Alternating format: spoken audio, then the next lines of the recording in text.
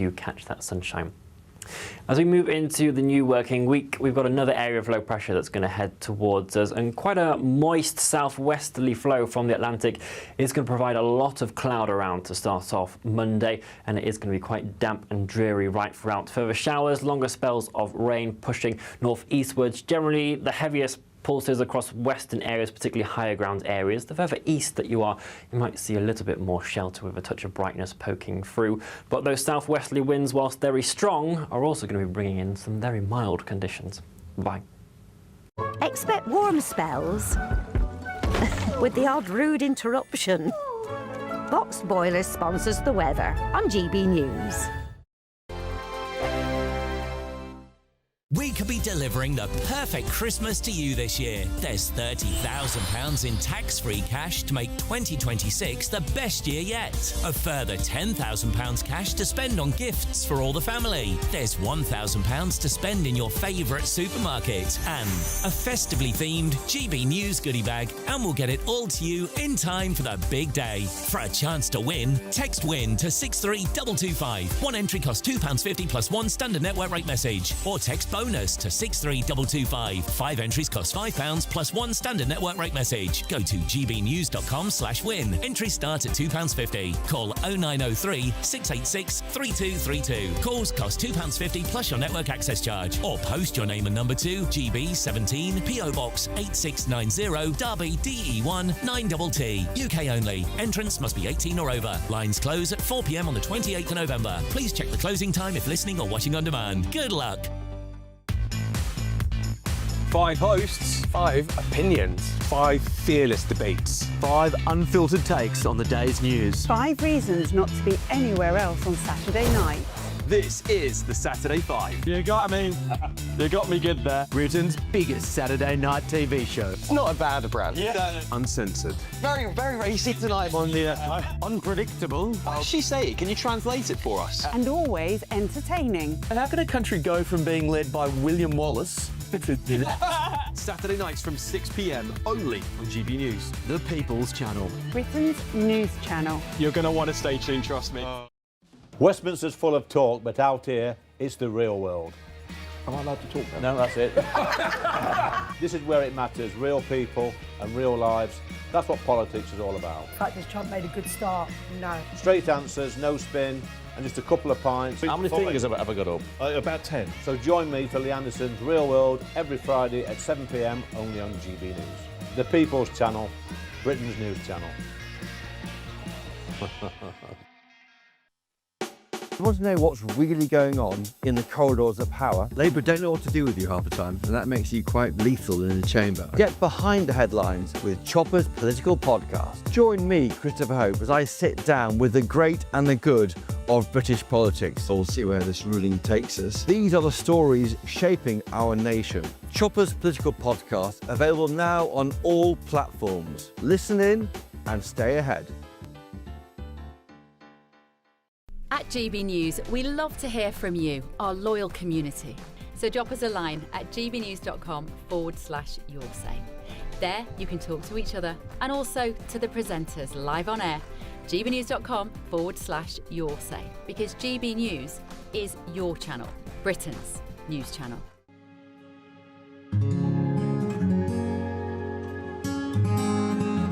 I think for far too long in this country, millions of people felt as though they weren't represented at all by the establishment media. GB News was needed because there literally was no other voice. Everyone was saying the same thing. GB News exists because there is a desperate need for fearless journalism that puts the people first. GB News came on the scene as a disruptor, and it has always been a disruptor ever since.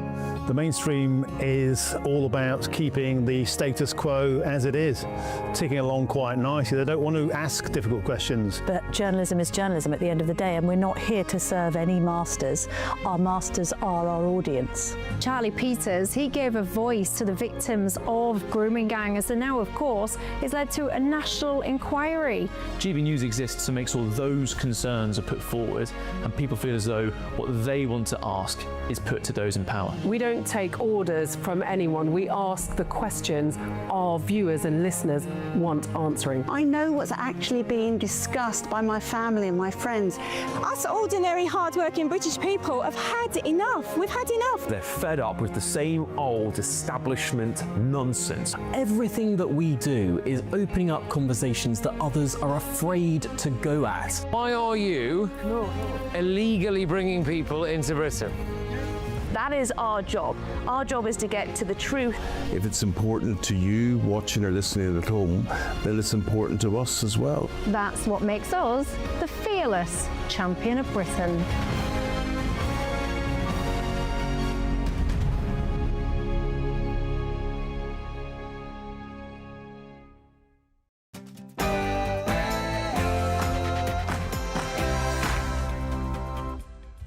Yes, it's the witching hour, and anything, yes, anything could happen. It's Saturday night, and this is the Saturday 5, the UK's biggest Saturday night TV show.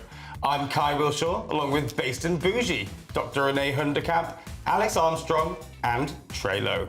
Tonight on the show. Parents are outraged that migrants have to share school with their children.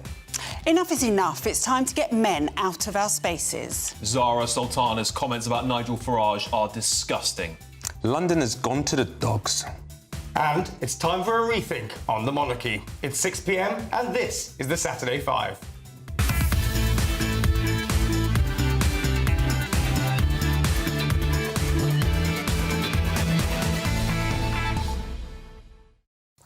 Yes, ladies and gentlemen, ghouls and ghosts, plonk yourselves down for a witch-tastic Saturday night, because what could be more frightening than this? Yes, by unpopular demand, I'm in the driving seat once again tonight, straight from the Stambot factory. I am indeed Nobel Peace Prize winner, champion long-distance runner, and unreformed serial liar, Kai Wilshaw. Of course, the good news for you all is that when, not if, something goes spectacularly wrong, my autocue breaks, if God forbid there's any breaking news, if I do a Joe Biden and start walking around confused, or malfunction and go, feed me more taxes, then you do get a good laugh at my expense. Joining me tonight are my brilliant, spooktacular panel. I promise that's the end of the Halloween jokes. Based and Bougie is making a debut appearance on this show, replacing Big Willie Kingston, of course. And after a brief holiday from putting the world in its place and using me as a prop for various health-related demonstrations on this show, it's our ever-sunny Dr. Renee Hunderkamp. Then, one of Britain's hunkiest presenters, as long as you don't let him near a beard trimmer, Alex Armstrong. And Trey Lowe, apprentice star who's been running executive speaker courses of late. So if I get tongue-tied, you'll know who to blame. But this show would be nothing without you, the viewers at home. We want to know your views as well, so send your views, post your comments. Don't go easy on me, you never do. Craft your cleverest comments and visit gbnews.com/your say. And of course, don't forget to get your questions in for the third hour in Ask the Five. No topic is taboo, no secret is sacred. We'll try to get to them, but you'll have to wait for that. And then, of course, what do you want us to debate in the Saturday Scrap? We've got some bangers of options here for you. The three options that we have are: 1, should we bring in a 4-day working week? I'd like it. 2, should Border Force officers be allowed to go on strike? And 3, should Brits be taxed for leaving the UK? As always, go to gbnews.com/poll to vote in the poll. But before we start tearing each other apart, it's your Saturday Night News with Katie Bowen.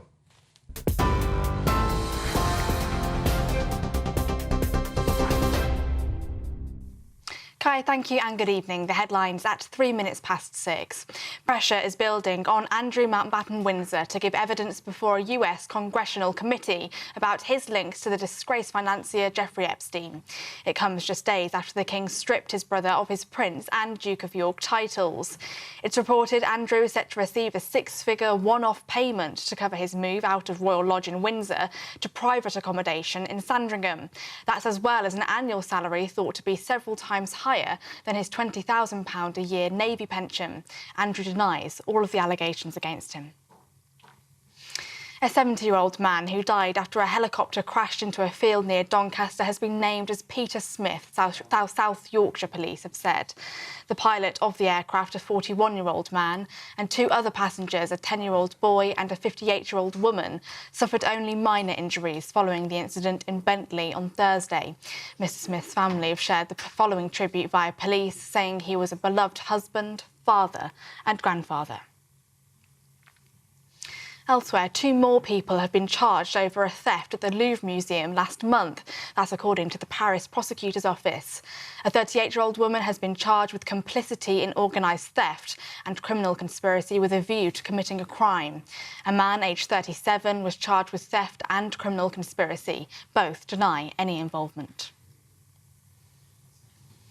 The first charter flight carrying British citizens back from Jamaica after Hurricane Melissa is set to take off today. Parts of the Caribbean have been left devastated by one of the strongest hurricanes to hit the Caribbean, with at least 50 people killed and nearly 500,000 without power. Around 8,000 British nationals are thought to have been on the island, where popular tourist areas such as Montego Bay have been badly hit. The UK has also announced £7.5 million of humanitarian support, including shelter kits and solar-powered lanterns. France is also sending aid, including water treatment equipment, tents, mattresses, hygiene kits and food. And some brief news from the sporting world. Australia have won the 2025 Rugby League Ashes, beating England 14-4 at Everton Stadium. Australia take away the title in the 3-match series with a game to spare. Those are your latest GB News headlines. Now let's go back to the Saturday 5.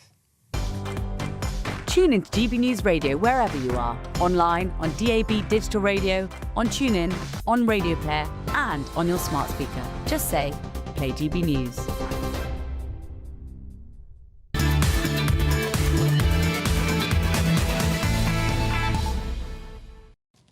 Yes, it's Saturday night and you're with the Saturday 5. As always, over the next 3 hours, it'll be the hottest debates, the biggest topics, and plenty of entertaining interviews.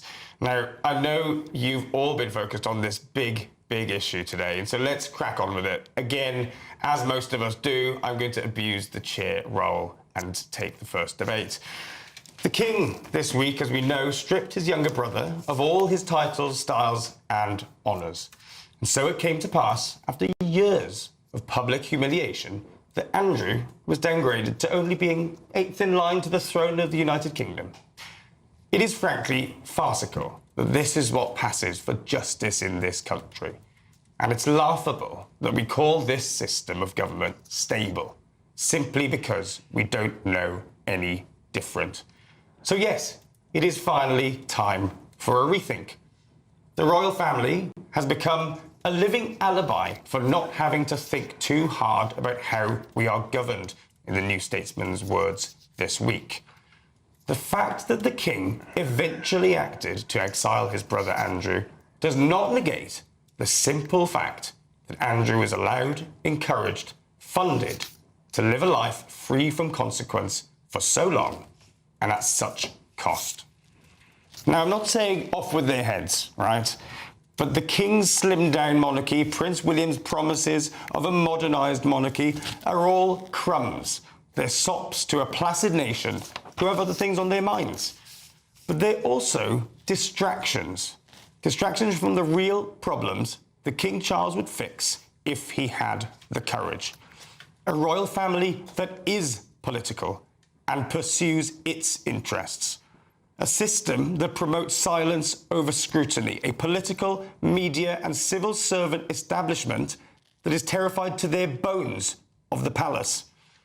What was true in 1791 rings true now. What is called splendour of the throne is no other than the corruption of the state. Trey, you've been a big supporter of the monarchy in the past few weeks and months. Is the King going to follow Prince Andrew in the dustbin of history? Absolutely not. I think, when we have all these conversations about what it feels to be British, I think for me, the monarchy is the centre of what Britishness is. And I think what this shows is actual real leadership. This is an unprecedented move unprecedented, literally, throughout the history of this country. I think this shows genuine leadership, and it shows that where this country should go forward is to have the monarchy be the backbone of not only what it is to be British, but of the moral compass of this country, because, of course, for the first time, they reference the victims. I don't know how we can go against that. Yeah, of course, but Alex, I mean, you've been covering this story for the last few weeks. What do you make of this, and is it a bit too little too late? No, I don't think so. I mean, the Kings had to work behind the scenes, as we were told at GBNews here by a statement from the royal family, to get this over the line. So there's a lot of protocol involved in removing a prince title, first of all, and the dukedom from Andrew Mountbatten Windsor. And the King has finally stepped in. However, I will say this. I think that a lot of this is the hand of a future King, William, who is going to lead this country, I believe, with the leadership, the modernisation that is necessary, because it does need to reform. The royal family has always reformed over its 1,000-year history in this country, its lineage here, and that's how it survived. And if it doesn't change and it doesn't react and it doesn't do things correctly, you'll see the British public will turn against it. But I think the King has acted, and I'm really pleased to see it. Yeah, I mean, so based on Bougie, a debut on this show. Let's bring you in here. Yeah. What do you think of this? And whose side do you fall on? Are you calling for Andrew to be further exiled? If I'm being completely honest about this, I'm torn between this, because on the one hand, I feel that actions deserve consequences. But on the other hand, if we're going to sit here and say that he should be stripped of his title because of his association with Epstein, does that mean Trump should be stripped of his title? Do you understand?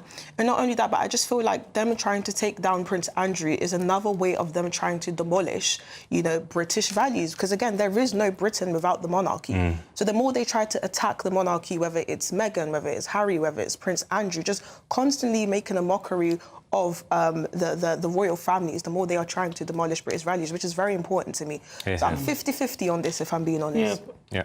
I think there are kind of really, really important points there. So, and I'm going to go at this from two very different angles. So the one is, why have we got this massive focus on British people and Epstein?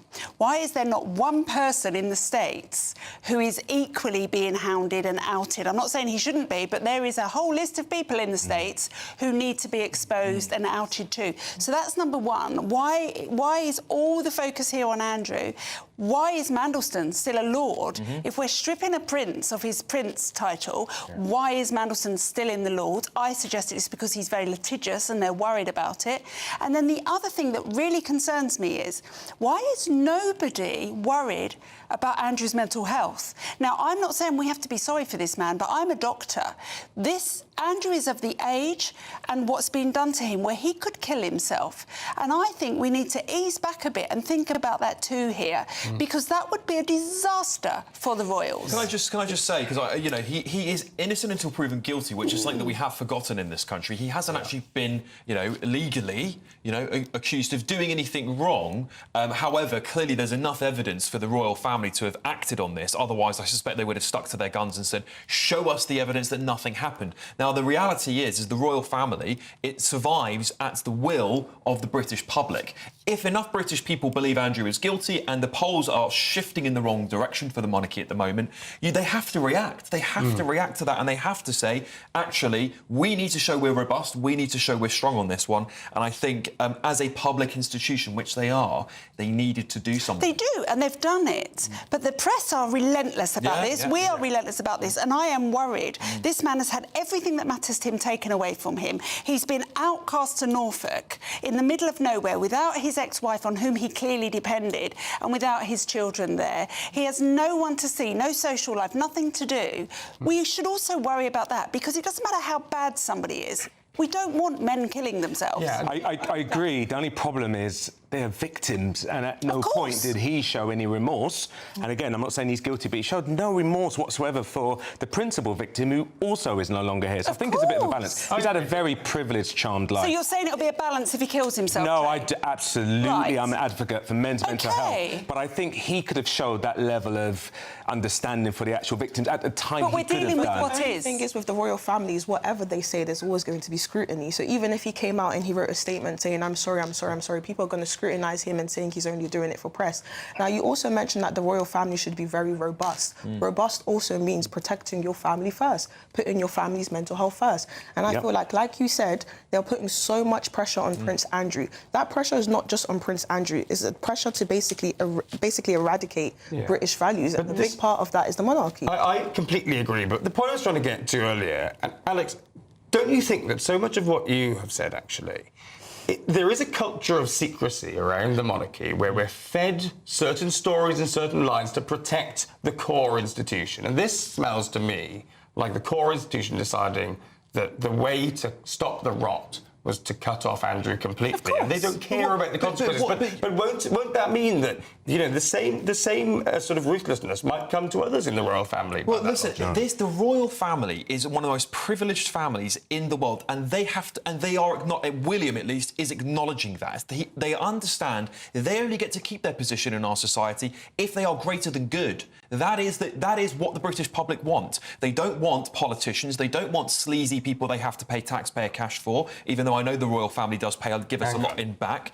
They have to be greater than good. They are the head of state, and whoever surrounds our king represents our country. I'm sorry, I know people saying it's a media witch hunt, and I know there's a lot of sympathy for Andrew, but this is the head of our country. This is the representation that we put out to the world. If our head of state won't act to cut off somebody who is unfortunately very toxic, there's giving conflicting evidence in interviews and emails, he has clearly deceived, in my opinion. I think why only act now? Then he should have told the truth about some of the things he said. So then does that mean we should get rid of Trump? Well, he's not our problem, and he's not our problem in this country. I don't want to comment on what Americans should and shouldn't do about their president. However, the head of state is very different. He's not a political role. This is not a political role. This is a head of state who's meant to be quiet behind the scenes and have very soft diplomacy around the world. They've done it. They've acted very, very decisively. I would say that they will recover. They will carry on from this. They recovered from the abdication when people said they never could, because that was the biggest crisis. They recovered from Diana, the annus horribilis. They will recover. They will. They're not going to. Is it not time to have a fundamental rethink? Because actually, you say that you say that ridiculous. Alex, what do you want? Corbyn. This is what you want. You want President Polanski, President Corbyn. Let me finish this is the kind of nonsense you want in our country.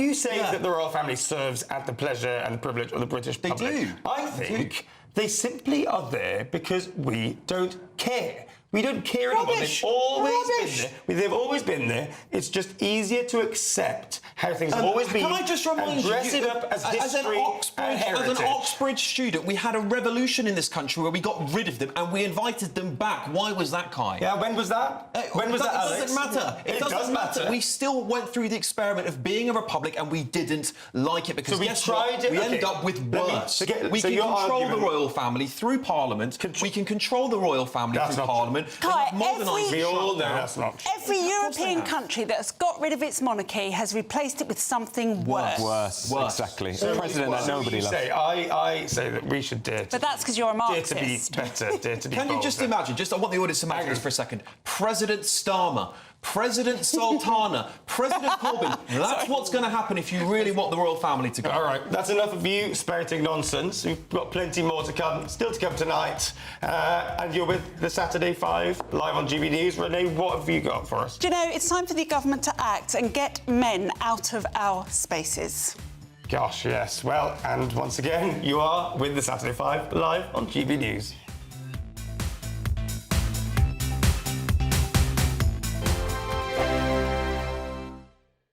Exciting news. Every Friday, my Patrick Christie's Tonight Show is going to have a twist to it. We're welcoming some special guests. You.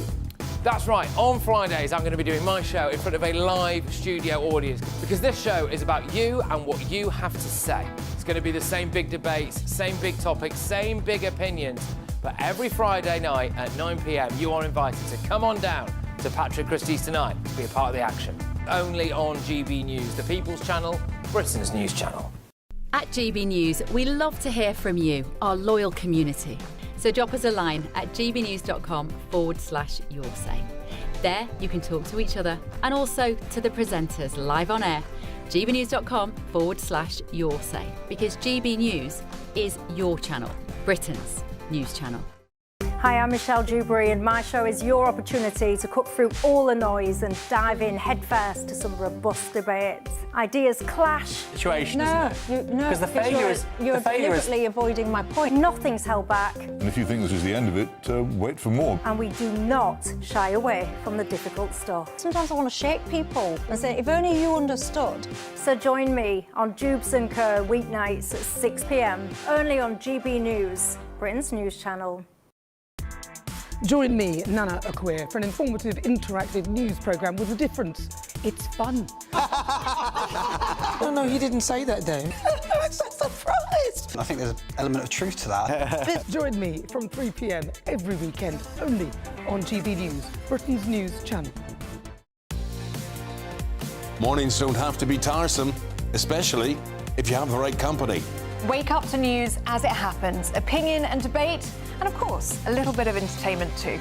Because when the kettle's on, we're on. That's Breakfast on GB News, a show worth waking up for. Every morning from 6 a.m. Only on the People's Channel, Britain's news channel. We'll spread the news, you spread the word. Britain deserves a newsroom that puts the facts and your voice first. Well, and that's what you get on GB News. Lively debates, lively conversation. And we're not afraid to hold power to account. And each other. So join me, Andrew Pierce. And me, Miriam Cates, for Britain's Newsroom, weekdays from 9:30 on GB News. From the school run to the home run, watch a new show for all of Britain. He can say whatever he wants. A straight talking show where all voices are heard. And, you know, when are we going to stop talking about smashing the gangs and actually do it? With the stories that matter from every part of our country. There's a bit of a crash landing there for your Chancellor. Bold, fearless and standing up for you. That's me, Martin Daubney, 3 p.m. till 6 p.m, weekdays, here only on GB News. The People's Channel, Britain's news channel.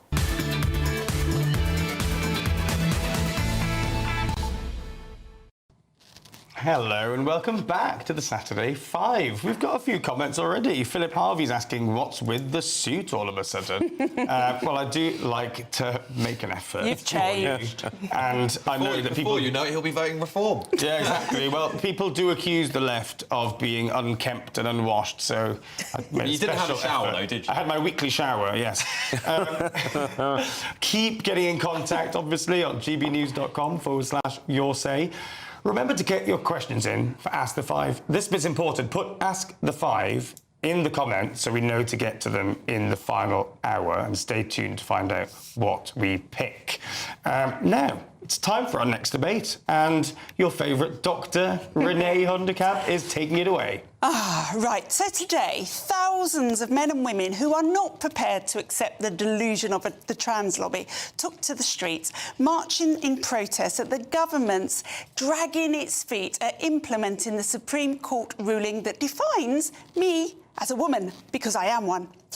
So the landmark decision for women came from the Supreme Court and was expected to trigger immediate implementation of it across all businesses, spaces for women, toilets, changing rooms, whatever you can imagine, hospital wards. But it hasn't. We are 7 months down the line and under pressure from their voting bloc, the trans lobby, who are fighting like rats in a sack. They've just kicked it down the road and there's no indication of when they're going to implement it. So today at the protests, we were out and about, and look at what we met. The reality of the situation is that trans women, not men, trans women and other trans people are not predators. The statistics show us over and over again that trans women are not predators. But isn't it 2/3 of trans women in prison have been convicted of at least one sex offence? What do you say to that? That statistic is misleading. That is sexual crime. A lot of that is things like sex work. It is not sex predators. I mean, I don't know about you, but as a woman, I'm quite scared of that person. And I don't know if they would be in my toilet or not, but I wouldn't want them there.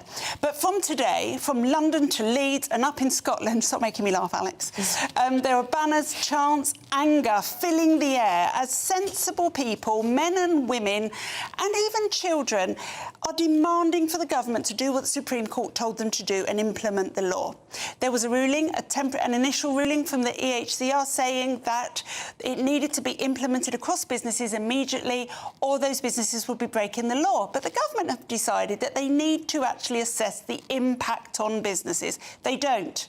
When it's a law, they don't. The businesses just have to do it. The government have insisted that they need more time to review the implications. But for thousands of people marching today, and good for them for getting out there, time is exactly what they've already had. And the time is now to stand up for women. Dr. Adair, you've been talking about this issue for a while, and it seemed like a bit of a win, that Supreme Court judgment.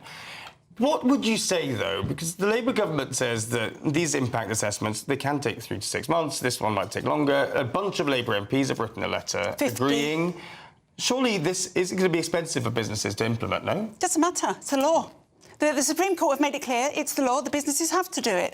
And those MPs, if you look at who they are, who have signed that letter to the government, who are putting on the pressure, are the typical trans lobby MPs. Angela Eagle, who said when that law was passed on that day that she would find a way to overturn that law. Those are those MPs. This is all this is about. This is not, they don't give a damn about the businesses. They give a damn about the trans lobby and their vote. That's what's going on here. Well, you know what? It's time to give a damn about women.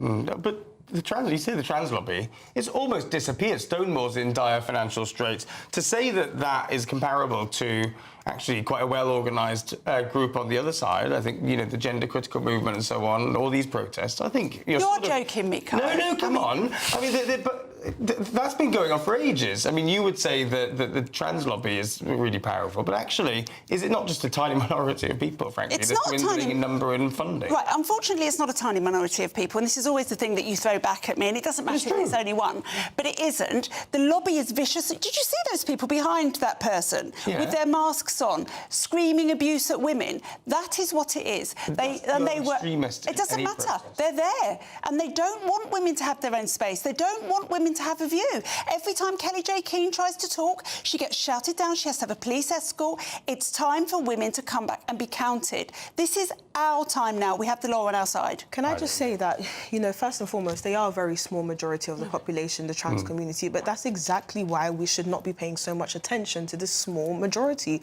I don't understand. A woman is a woman is a woman is a woman. Like, why do we need laws? And the funniest thing about this is that women fought so hard for their rights. Exactly. Whether it's the suffragettes movement, the feminist movement, we fought so hard for our own rights. Only for men dressed up as women to now take our rights. That is a slap in the face. So yes, they are a very small majority, but that's exactly why we should stop giving them the attention, because they're tiny. It shouldn't be that relevant. Yeah, I mean, I think some, probably people like me, would say that's because the right wing have weaponised this. But Trey, on both sides, I think people are quite vicious to each other.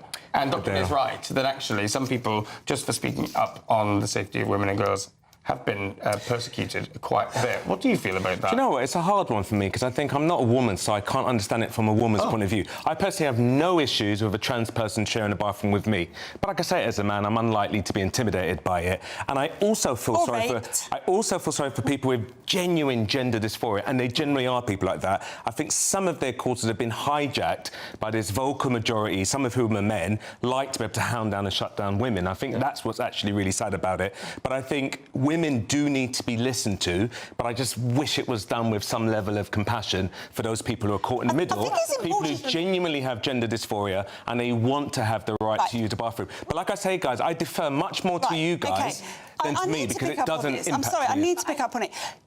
A man who thinks it's a woman's right to use my space isn't a right. Because the only rights that count there are mine. But if someone's got gender dysphoria, they I don't care. Genuinely feel like a woman. So if I genuinely feel like a polymath, can I just start going into competitions and insisting that I win? But you, as a doctor, you must agree that some people genuinely do have gender dysphoria. Mean they can walk all over our I'm not disagreeing with you guys, but there has to be some compassion for people who genuinely feel like a woman. If they have gender dysphoria, they should create a separate toilet for the trans people. That might be a solution. A separate toilet for trans people. Absolutely. That's what's been absent from lots of this. this is actually the practicalities, but I agree this will keep going, won't it? Alex, what do you have coming next after the break? Oh, hello, I'm still here. Bad moderation. See, you should have let me have Oh, my God. I'll have my say. I'll have my say on that debacle any time of the day. A man's a man and a woman's a woman. None of that nonsense on those men dressed in masks. I tell you what I've got coming up after the break. I have a big story. Apparently Nigel Farage is like Hitler now. Disgusting stuff.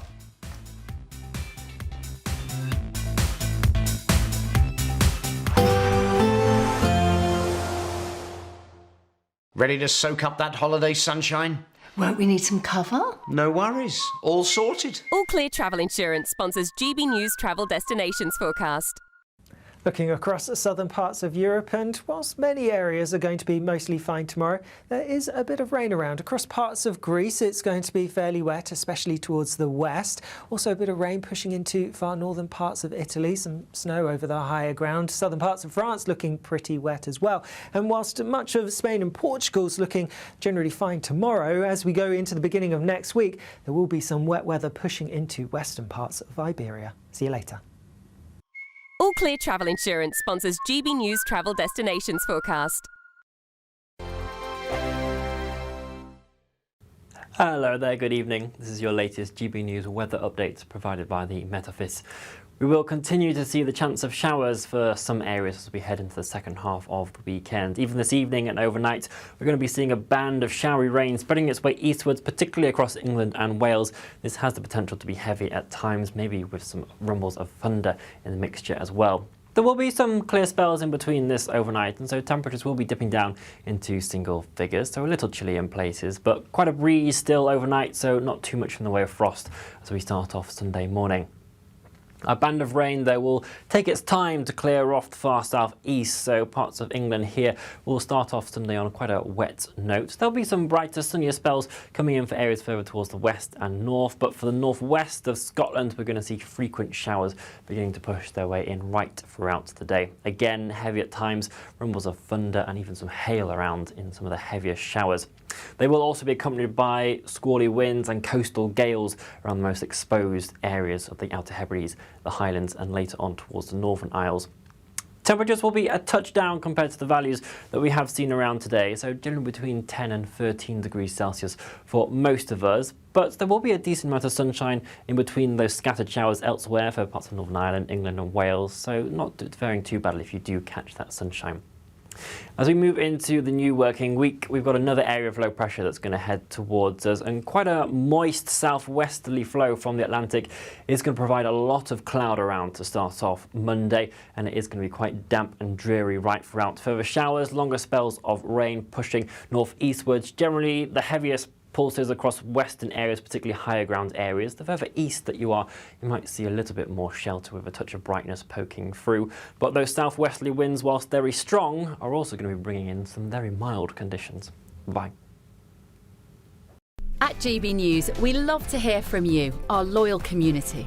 So drop us a line at gbnews.com/yoursay. There you can talk to each other and also to the presenters live on air. gbnews.com/yoursay, because GB News is your channel, Britain's news channel. Join me, Nana Akweer, for an informative, interactive news programme with a difference. It's fun. No, he didn't say that, Dave. I'm so surprised. I think there's an element of truth to that. Join me from 3 p.m. every weekend, only on GB News, Britain's news channel.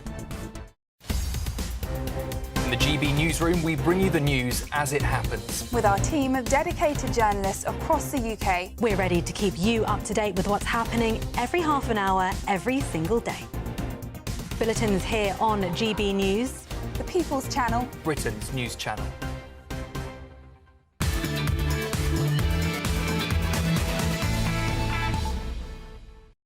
Yes, welcome back to the Saturday 5. Keeping this panel in check over the break has been impossible. No, now you know how it feels, eh? Yeah, well, and I was called out by you just before the break for not giving you your say. I think you've got plenty of say, I think, on this channel. We've got a couple of audience questions, and to the point that was discussed on the break, actually, Jules Nobody says, I believe there's an undercurrent of anarchists stirring up many of these protest. They don't give us stuff about the subject matter, only about causing discord. I think you can see that on lots of different protests we've had in the last year, can't you? And her indoors says the government didn't need an impact statement on the effect of businesses for the hike on NI. They seem to feel they need an impact statement for this. Fair enough. Probably their voters don't pay national insurance. But anyway. No. Well, plenty more to come. Please do get in contact, as I say, on gbnews.com/your say. Get your questions in for Ask the Five in the final hour. And now it's time for our next debate. And we've got who? Oh, yes, Alex Armstrong. Hello, everybody. Well, I'm quite disgusted with Zara, should I say, Sultana, the former co-leader of the beleaguered Your Party, who has compared Nigel Farage, get this, to Hitler. The language the left in this country uses to describe the right has become increasingly dangerous to our politics. It's a tactic the left have used in America, which has led to the assassination attempts, 2 of them now, on Donald Trump, the duly elected president, and, of course, the murder of Charlie Kirk. And it's not just Sultana, though, is it? It's all of them on the left. Trade union member and leader John McDonnell described Reform UK as proto-fascist organisation, likening its tactics to those in 1930s Germany. David Lammy, the Deputy Prime Minister, accused Nigel Farage of having flirted with the Hitler Youth, words he had to backtrack on. Zach Polanski, the leader of the nutjobs in the Green Party, said Reform had fascist ambitions. Here's the difference, though. The right wing of this country don't use this vile language. Farage himself has never smeared the left with such vulgar, inadvertent incitement to violence. So it begs the question, will the left wing of this country be to blame for any potential political violence? Kai? Alex, you know that I actually have a lot of sympathy for this discussion because I think it is not only abhorrent personally, but rubbish politics to call people bigots, to call them racists, to call them transphobes, as the left has decided, well, not that there's some sort of committee deciding, but as the left tends to do, actually, and has done increasingly in the last few years. And some polling by More in Common that segments the British public into different groups shows that progressive activists are the least likely to talk to people they disagree with, are the least likely to be friends with those people. That's a nightmare. Yeah. That's utterly ridiculous. And it leads to things like this, where people are in their echo chambers who think it's OK to call people racist. Is this not just a concerted effort on the left, and I'm talking Labour and Your Party or whatever it's going to be called, to try and convince people that they're going to be voting for a Hitler-like party? It seems to have happened over the last few weeks where they're all coming out and using fascist, right-wing, these words. There's an effort. They know they're in trouble. It's it's certainly a concerted effort. We've seen it from the Liberal Democrats, the Greens, the Labour Party, or Your Party. They are all doing it. And what you don't see, and this is the hypocrisy of it all, is that the right-wing parties, Conservatives and Reform UK and others, don't use this kind of language. And I think if something happens in this country, then they're going to have to all admit they've got blood on their hands. Yeah, I agree. Sorry. Yeah, that's OK. And I think another thing when they use these terms like, you know, Hitler, is that the irony of calling an Englishman Hitler, even though the British were the ones that actually defeated the Nazis, is absolutely insane. And I think what people fail to understand is every single time they use these terms like Nazi and Hitler, they fail to understand that it's actually a disrespect to the Jewish community. What happened in Nazi Germany was actually disgusting. And the fact that they're just throwing this term around over Nigel Farage just simply wanting to protect the borders. Do you think it leads as well? Where do you think it leads? It would lead to what happened to Charlie Kirk. The reason why Charlie Kirk was assassinated is because people kept painting him out to be this demon or this reincarnation of Hitler. And I think that's disgusting, and we need to stop that. Tackle the policies, tackle his manifestos, but don't go ahead and call him Hitler. That's insane. I think it's unlikely to lead to a Charlie Kirk type thing in the UK. I hope it doesn't. But I think what it does from the left, it actually galvanises the right more so, because I think a lot of even Trump's success came because of the backlash of the left. But they should deal with the policy. I mean, if you think of fascism, we're talking about suspension of democracy, persecution of enemies. You know, it's a different world. What we're seeing with Nigel Farage and etc. is just populism. And the problem is they're going to increase the populism of Farage the more they go after him like that. Hitler's a stretch. You've talked a bit about how you think some of the rhetoric about migrants impacts political violence and could have that impact. Is this really just a left-wing issue? No, I mean, I agree in some sense. I think some of the rhetoric from the right is actually causing some of the issues. They're using divisive tactics. They're stirring up sort of hatred, whether it's deliberately or not. It is happening. But I understand that it's their own tactic. But I think the left needs to deal with it in the same sort of way. But all of this throwing Hitler, I mean, come on. I mean, we're talking about someone who brought in the final solution against a whole body of people. Farage is not doing that. He's just doing a populist tactic. Do we not have an education problem as well, though? Have we not brought up a group of people who've never in school had to watch anything that might trigger them or debate? Therefore, they can't debate. Well, I think we're going to keep talking about this over the next few months. Based, you're up next with your debate. Yes. Kick it off. So basically, parents are absolutely outraged because basically their children are being forced to share a school with unvetted, unchecked, undocumented, you will never guess it, migrants. So basically, a school called St James Primary School in Renfrew, Scotland, has been revealed to be holding English classes inside the school, in Scotland, and basically the parents were not even made aware of this at all. Now, in my personal opinion, I think that the teacher should be sacked because there's no way you're going to allow men who are unvetted and undocumented to come into a school and not even inform the actual parents. That's disgusting, and that's putting the children's safety at stake. And it's also just symbolic of the fact that, our establishment keeps putting migrants over the actual citizens. Yeah. It's certainly true, and we've seen this time and time again, and we report about this a lot because this is some of the biggest outrage this country's had to endure, and it's been enduring it for a very long time under both the Tories and Labour, who have let this country down, and they failed. I mean, I sat down last weekend, actually maybe it wasn't a weekend ago, it was a few days ago, and read out a list of 20-plus people who had been murdered. And, of course, the rapes and sexual assaults and the children that have been molested and sexually abused, that list goes on even higher than that number. And you get to a point where you wonder what on earth are local authorities and others playing at when they think it's appropriate for grown men, even if it's not just legal migrants, but grown men in general, to study next to a school with children. This is the problem that I have with this term multiculturalism, is the fact that we are basically denying the fact that certain cultures are different to British culture. We need to be honest about the fact that some cultures view children very differently to how we view children. There's some cultures who think it's okay to, have sexual intercourse with a child as long as she started her period. And we're putting them next to school. It's just not right. Hang on, but I accept that, right? But I think there's a couple of things here. This community learning centre shared a campus with the primary school. Now, there's staff in both the centre and the primary school, and there's secure entry doors, all that stuff. But this is the reality of living in a system that is broken. They have to make do with what they've got. This is to do with funding of local authorities, but also the impact of these kinds of stories. Nothing has happened here. It's just parents raising concerns. OK. Why are we tarring...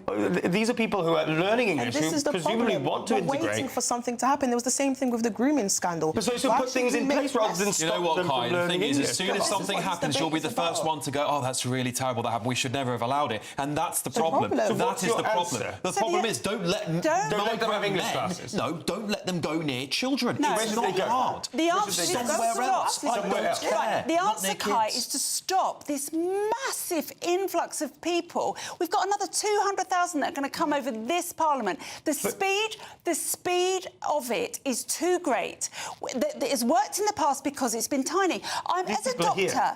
already? Yeah. So what do you do with them? Deport them. People who want to learn English. Why are we adding people into the country who don't even know English? When my dad came to the country, he had to understand basic English. Why are we importing people into the country in the millions who don't know English? You've got a view on this, haven't you? You're just going to Trey for support. No, but I'm not going to completely support him on this. I think what's happened is, again, I always talk about a failure of leadership. I think had there been leadership in the first place, people wouldn't have got to the point where they see migrants as a danger. I agree with you. I think for the most part, they don't pose a danger necessarily. But because they haven't dealt with the perception of it, people see it as a danger, and that's that. And unfortunately, it's something you can do. So they do have to keep it in mind. You've just become a new father, and if your child had to go next door to one of those schools, I think you'd have a problem with it. I actually wouldn't have a problem with people learning English. No, because that's not the problem. Guys, come on. I think that's... Well, I know it's a really important topic. I'm sure... I know the viewers really want to get into this. I'm sure we'll have some time later. But... now, it's not too early to start thinking about the festive season. And how would you like to have your Christmas on us this year. Here's all the details for the great Christmas giveaway.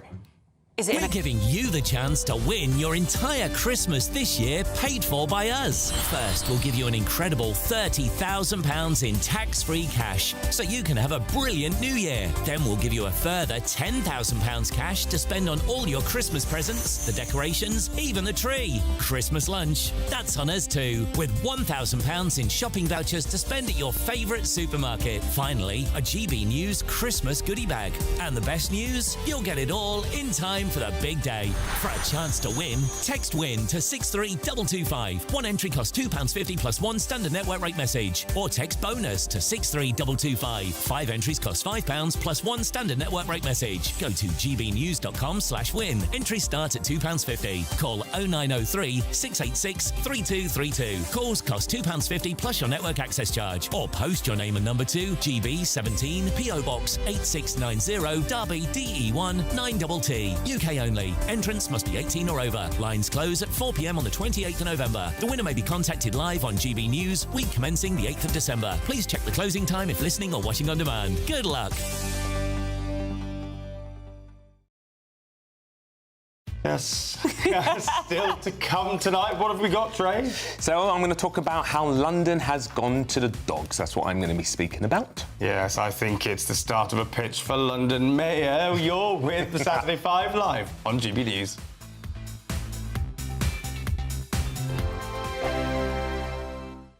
I'm Michelle Dewberry. This is Jubes & Co. with you. Hello everyone, Patrick Christie is here. GB News, Britain's news channel.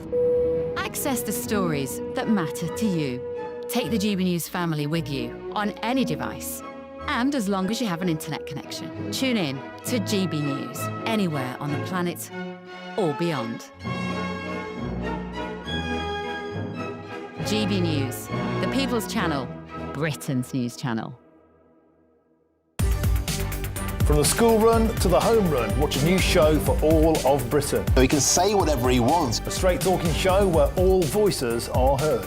And, you know, when are we going to stop talking about smashing the gangs and actually do it? With the stories that matter from every part of our country. There's a bit of a crash landing there for your Chancellor. Bold, fearless and standing up for you. That's me, Martin Daubney, 3 p.m. till 6 p.m.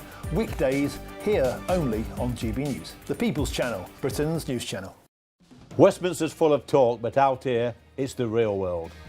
Am I allowed to talk then? No, that's it. This is where it matters, real people and real lives. That's what politics is all about. The fact is Trump made a good start, no. Straight answers, no spin, and just a couple of pints. How many fingers have I got up? About 10. So join me for Lee Anderson's Real World every Friday at 7 p.m. only on GB News. The People's Channel, Britain's news channel. You want to know what's really going on in the corridors of power? Labour don't know what to do with you half the time, and that makes you quite lethal in the chamber. Get behind the headlines with Chopper's Political Podcast. Join me, Christopher Hope, as I sit down with the great and the good of British politics. We'll see where this ruling takes us. These are the stories shaping our nation. Chopper's Political Podcast, available now on all platforms. Listen in and stay ahead. Decisions made in Washington aren't just shaping America, they're shaping Britain too. From migration to global security, from crime to health. Whatever happens in the White House today will be felt in your town or city tomorrow. That's why The Late Show is live from Washington, D.C. Cutting through the politics to show you what it all means for Britain. The Late Show live every night at midnight. Only on GB News, Britain's news channel. Bold. They are under no illusion. Ray. Are you a human trafficker? Boundless. I've had enough of the nonsense, and I'm not afraid to say it. Don't get us on the BBC. Every weeknight, I tear through the headlines. The smell of gasoline. Should we be worried about it? From Westminster madness to cultural war chaos. What we're going to do now, they are throwing things out the car as we speak. Get ready, Britain. Here we go. Patrick Christie tonight, weeknights from 9 p.m. only on GB News, Britain's news channel.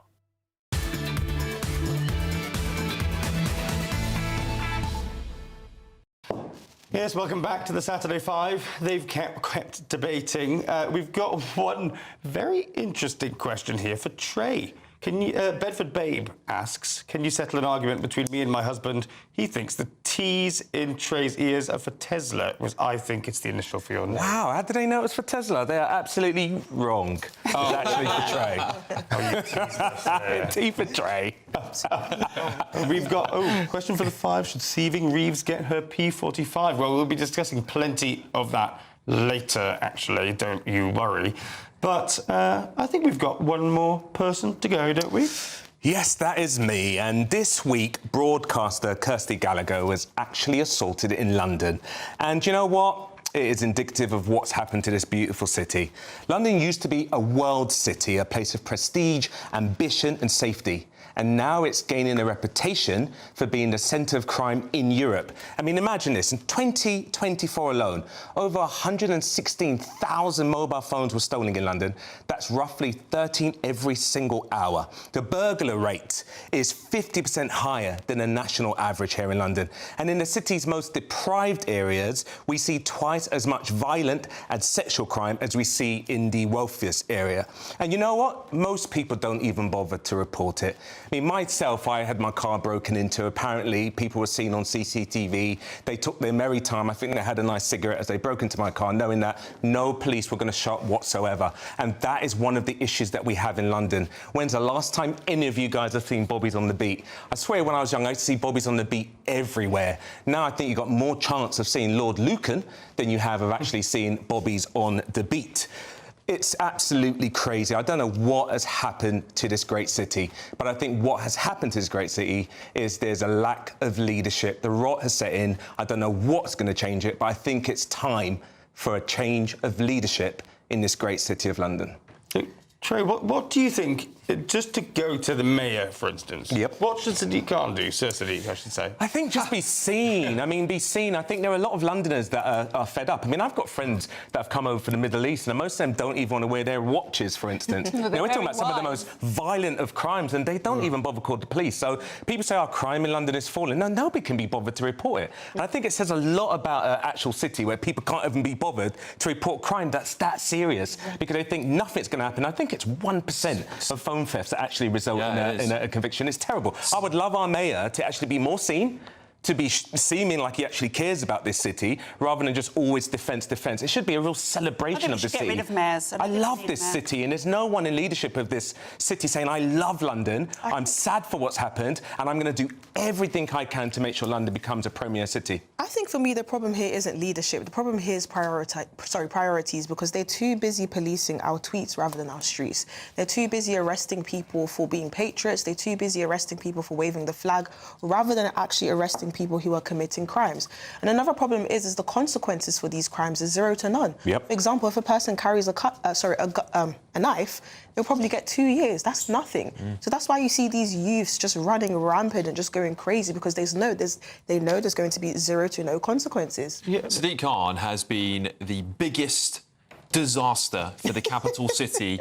Undoubtedly, everyone I speak to, I don't know who's voting for this guy. Oh, I do. Every Londoner I speak to is disgraced by him. They cannot believe what he has done. Taxes at an all-time high, crime and rapes happening every 90 minutes. The man has turned this place into a hellhole. I am born and bred in this city, and I have never seen the capital so bad. What does Khan have to do with taxes? He has a pretext. He has a mayoral tax which has gone up and up. He's also the police and crime commissioner. He has failed. Yes, I agree with that. What has he done? Tell me one good thing he has done. This is the problem, right? And just answer the question. What one good thing is Sadiq Khan done? Because I'm not going to get into a stats war. Because you don't have one. You don't have one. Give me one. They're coming down. They're coming down. Burglaries, murders and theft down in the year. I've just explained why, though. I've explained that. A lot of people are just not reporting it. I got my car broken into. I didn't report it. I've asked everyone I know. No one bothers to report this stuff anymore. So there are lies, there are damn lies, and there's statistics. So you can't always believe those stats. That's why I'm not getting into a stats. You won't even admit that there's a grooming gang problem, and there are police saying there's a massive grooming gang problem. Maggie Oliver has been saying for years there's a massive grooming gang problem in London. He won't even accept it. Won't talk about it. Do you not also see? I mean, you might want to come in here as well. There is part of this that is completely genuine concern, but it's also being whipped up by the Donald Trumps of this world, by the Elon Musks of this world. What? You know it. What Why are are they you paying talking attention? about? Why is the President of the United States going off on one about crime in London? Because he's been here. He's doing a horrible job. It's that simple. Let's stop lying. Why does he care? For example, last year, I believe he spent like $2 million to create these Black Lives Matter statues and to paint the, floors in rainbow. That is irrelevant. His priorities are in the wrong place. And let's be honest about that, OK? And what Trump did, I actually applaud him for that, because he actually spoke up and he said what everyone was thinking, which is Sadiq Khan is doing a rubbish job. What has he done? You still haven't answered the question. At the end of the day, London needs a mayor, some sort of leader that you can see clearly loves this city, that listens to everyone. I'm not saying everything that Sadiq Khan's done has been terrible. He's done some OK things. I'm not the kind of person to say that. But why is he? But he has done a few things. The fact he keeps getting voted again, he must have done something. No, but the problem is this. Hang on, The reason why he's being voted is because no one is voting. No, but guys, that's why. If I looked at what did Ken Livingstone do, what did Boris Johnson do, I don't know. But what I don't see is someone that loves London, who's vocal about it, talking about the great things about London, and going and listening to people, listening to people's concerns. That's what London is missing. I was born in London. I was born in East London. I've lived here my entire life. I moved to North London when I was 18, and I'm still there. And I have seen such a material change of the streets that are filthy, the shops that are boarded up, the high streets that used to be nice that are now disgusting. The whole of London is now embarrassing. Yeah. Well, there's plenty more to come on the show tonight, including the Saturday Scrap, a fresh new batch of triggered tantrums, and we'll continue to bring you the latest on the Andrew fallout. This story certainly isn't going anywhere. We'll see you after the weather.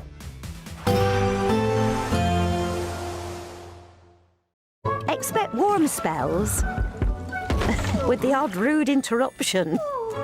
Boxed Boilers sponsors the weather on GB News. Hello there, good evening. This is your latest GB News weather update provided by the Met Office.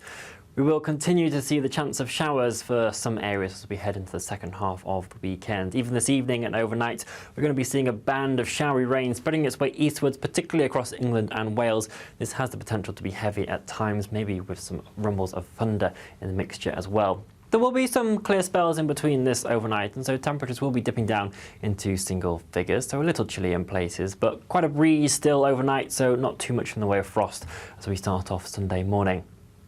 A band of rain, though, will take its time to clear off the far southeast, so parts of England here will start off Sunday on quite a wet note. There'll be some brighter, sunnier spells coming in for areas further towards the west and north, but for the northwest of Scotland, we're going to see frequent showers beginning to push their way in right throughout the day. Again, heavy at times, rumbles of thunder and even some hail around in some of the heaviest showers. They will also be accompanied by squally winds and coastal gales around the most exposed areas of the Outer Hebrides, the Highlands and later on towards the Northern Isles.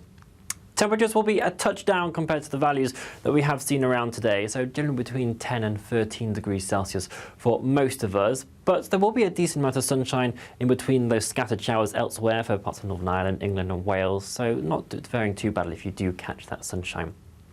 As we move into the new working week, we've got another area of low pressure that's going to head towards us, and quite a moist southwesterly flow from the Atlantic is going to provide a lot of cloud around to start off Monday, and it is going to be quite damp and dreary right throughout. Further showers, longer spells of rain pushing northeastwards. Generally, the heaviest pulses across western areas, particularly higher ground areas. The further east that you are, you might see a little bit more shelter with a touch of brightness poking through. But those southwesterly winds, whilst very strong, are also going to be bringing in some very mild conditions.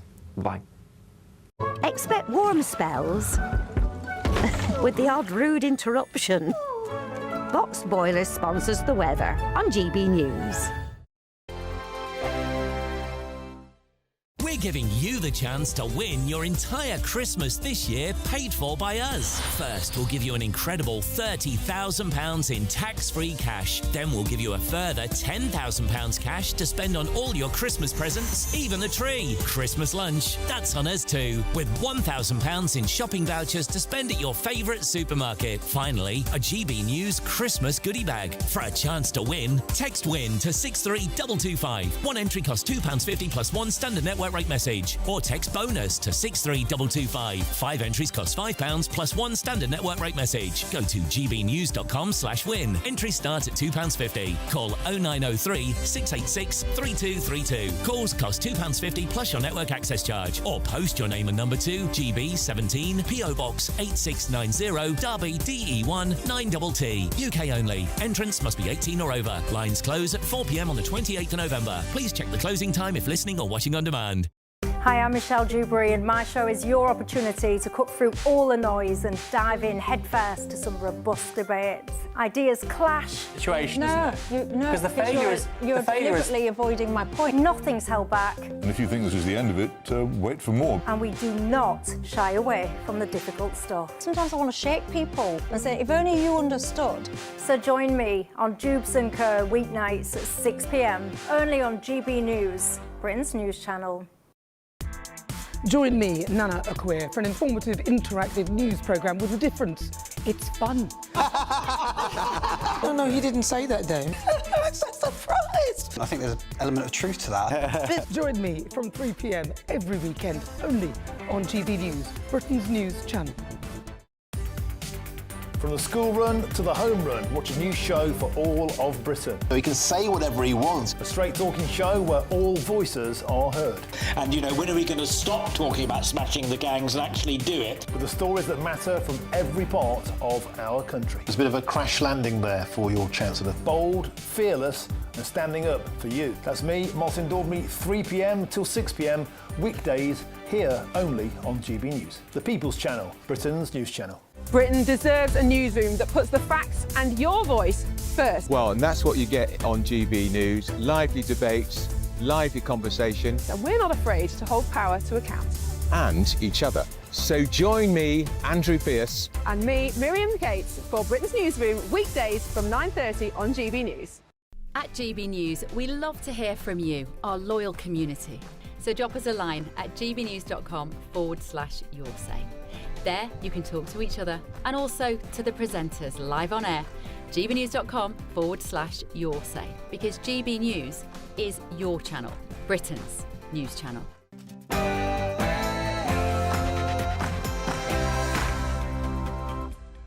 It's Saturday night and this is the Saturday 5, the UK's biggest Saturday night TV show. Yes, I'm Kai Wilshaw, along with Baston Bougie, Renee Hunderkamp, Alex Armstrong and Trey Lowe. Tonight on the show... The results are in for Saturday's scrap. Tune in for the results. We'll be talking to a former head of royal security about the ongoing Andrew problem. And should Just Stop Oil have been let off so easily after desecrating an English World Heritage Site? And don't forget to get your questions in for Ask the Five. Oh, and of course there's this. In a small fat category may not struggle getting on an airplane, but someone in a mid-fat or super fat may not be able to use even the airplane extender. So that's where that comes in, and like the privilege levels of like what fat means to different people.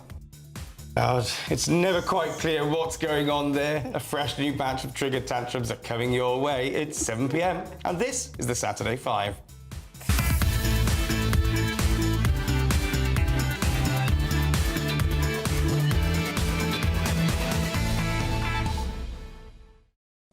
Welcome to the Saturday 5, where we bring you the biggest debates, the hottest topics, and the most entertaining interviews. And I like to think the most entertaining chatter as well, don't you think?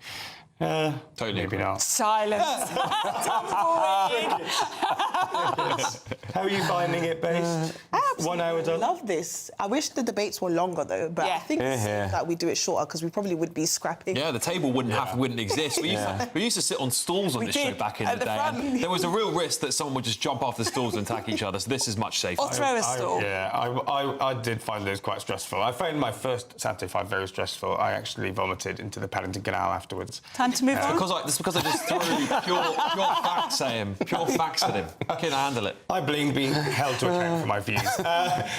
Speaking of views, we do want to know your views as well. We've been having them streaming in. Please do keep sending them. Post your comments on gbnews.com/yoursay. But before we start tearing each other apart, it's your Saturday Night News with Katie Bowen.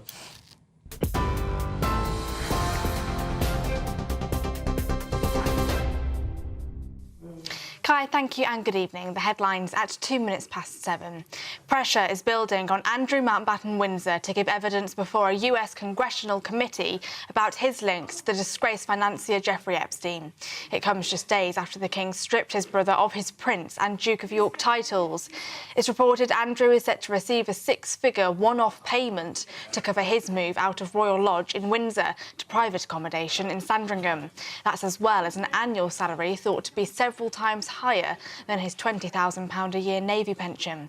Andrew denies all of the allegations against him. A 70-year-old man who died after a helicopter crashed into a field near Doncaster has been named as Peter Smith, South Yorkshire Police said. The pilot of the aircraft, a 41-year-old man, and two other passengers, a 10-year-old boy and a 58-year-old woman, suffered only minor injuries following the incident in Bentley on Thursday. Mr Smith's family have shared a tribute via police, saying he was a beloved husband, father and grandfather. Two more people have been charged over a theft at the Louvre Museum last month. That's according to the Paris prosecutor's office. A 38-year-old woman has been charged with complicity in organised theft and criminal conspiracy with a view to committing a crime. A man aged 37 was charged with theft and criminal conspiracy. Both deny any involvement. The first charter flight carrying British citizens back from Jamaica after Hurricane Melissa is set to take off later tonight. Parts of the Caribbean have been left devastated by one of the strongest hurricanes to hit the region, with at least 50 people killed and nearly 500,000 without power. Around 8,000 British nationals are thought to have been on the island, where popular tourist areas such as Montego Bay have been badly hit. The UK has also announced £7.5 million of humanitarian support, including shelter kits and solar-powered lanterns. France is also sending aid, including water treatment equipment, tents, mattresses, hygiene kits and food. And some brief news from the sporting world. Australia have won the 2025 Rugby League Ashes, beating England 14-4 at Everton Stadium. Australia take away the title in the three-match series with a game to spare. Those are your latest GB News headlines. Now let's go back to the Saturday 5. Take the GB News family with you on any device. As long as you have an internet connection, tune into GB News anywhere on the planet or beyond.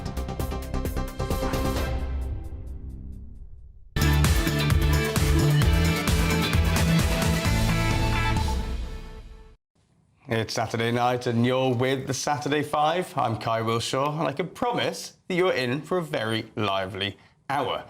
Now, what you've all been waiting for, you've been voting away about what we are debating in the Saturday scrap. And the results are now in. So 22% voted for should we bring in a 4-day working week. 11% want us to debate should Brits be taxed for leaving the UK. That leaves a whopping 67% of you who voted for should Border Force officers be allowed to go on strike. So let's crack on with tonight's main event.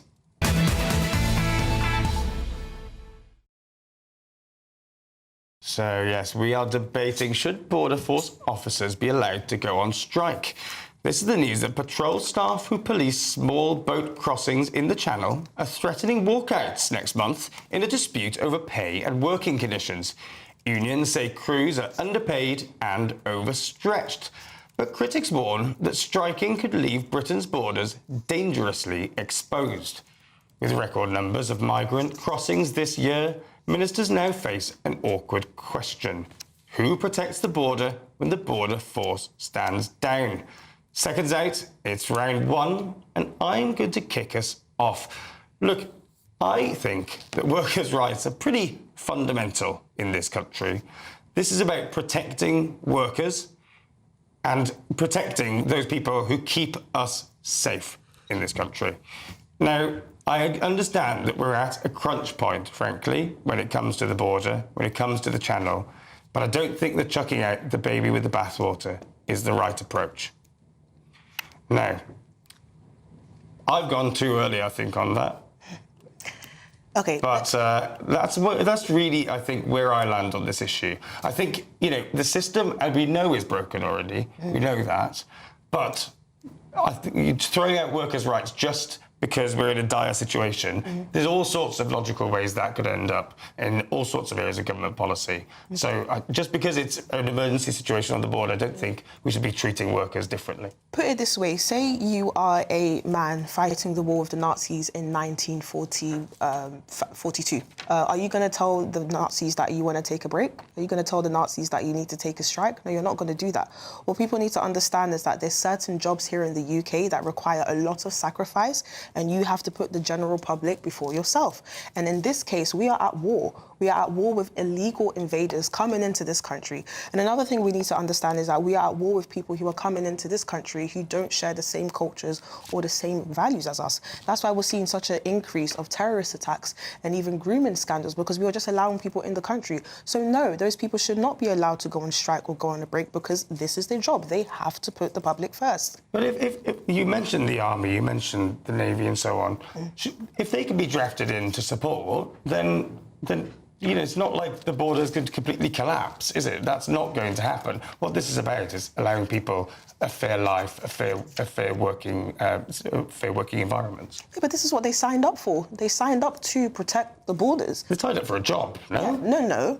This is the problem that I have with today's society, is that we don't understand the concept of sacrifice. We don't understand the concept of putting people first before our own people. I understand it's a job. I understand you want to get paid. But in every job, sometimes you have to pull your sleeves up and do the hard work. And in this case, like I said, we are at war. We have millions of unvetted, undocumented checked men coming in the millions. It's not right. So some people might say, right, that if that's the rule for the border force, then what about other critical jobs, critical parts of our public services, right? Firemen, police officers, nurses. Police officers can't Should they not be allowed to go on strike? Well, I mean, not. you can take this to a logical conclusion that's quite disturbing for millions of people in this country. Well, police officers are not allowed to strike, Kai. Sorry. But not at all? No. Not at all. Police officers, armed forces, prison officers, there are lots of groups that are not allowed to strike, yeah. Let's put it this way, the rate in which... You're just letting that... We won. I said anything could happen. OK, yeah, you've lost this one. Do you know what? Hang on. Look, I understand... What about this characterisation of the border being about to collapse and us being at a state of war? Because that's quite an interesting angle there from... It is, very interesting. I don't particularly agree that should be our approach, because that leads us down quite a dangerous rabbit hole. I agree with Base. I think we should be treating it as a state of war. We should be treating it as an invasion, and we should be handling it that way. I agree with that. It's more, well, it's not, because there's been more men illegally cross the channel than we sent troops on D-Day to fight the Nazis. I think that should give you a rough idea of the scale here of people invading the country illegally, by the way, might I add.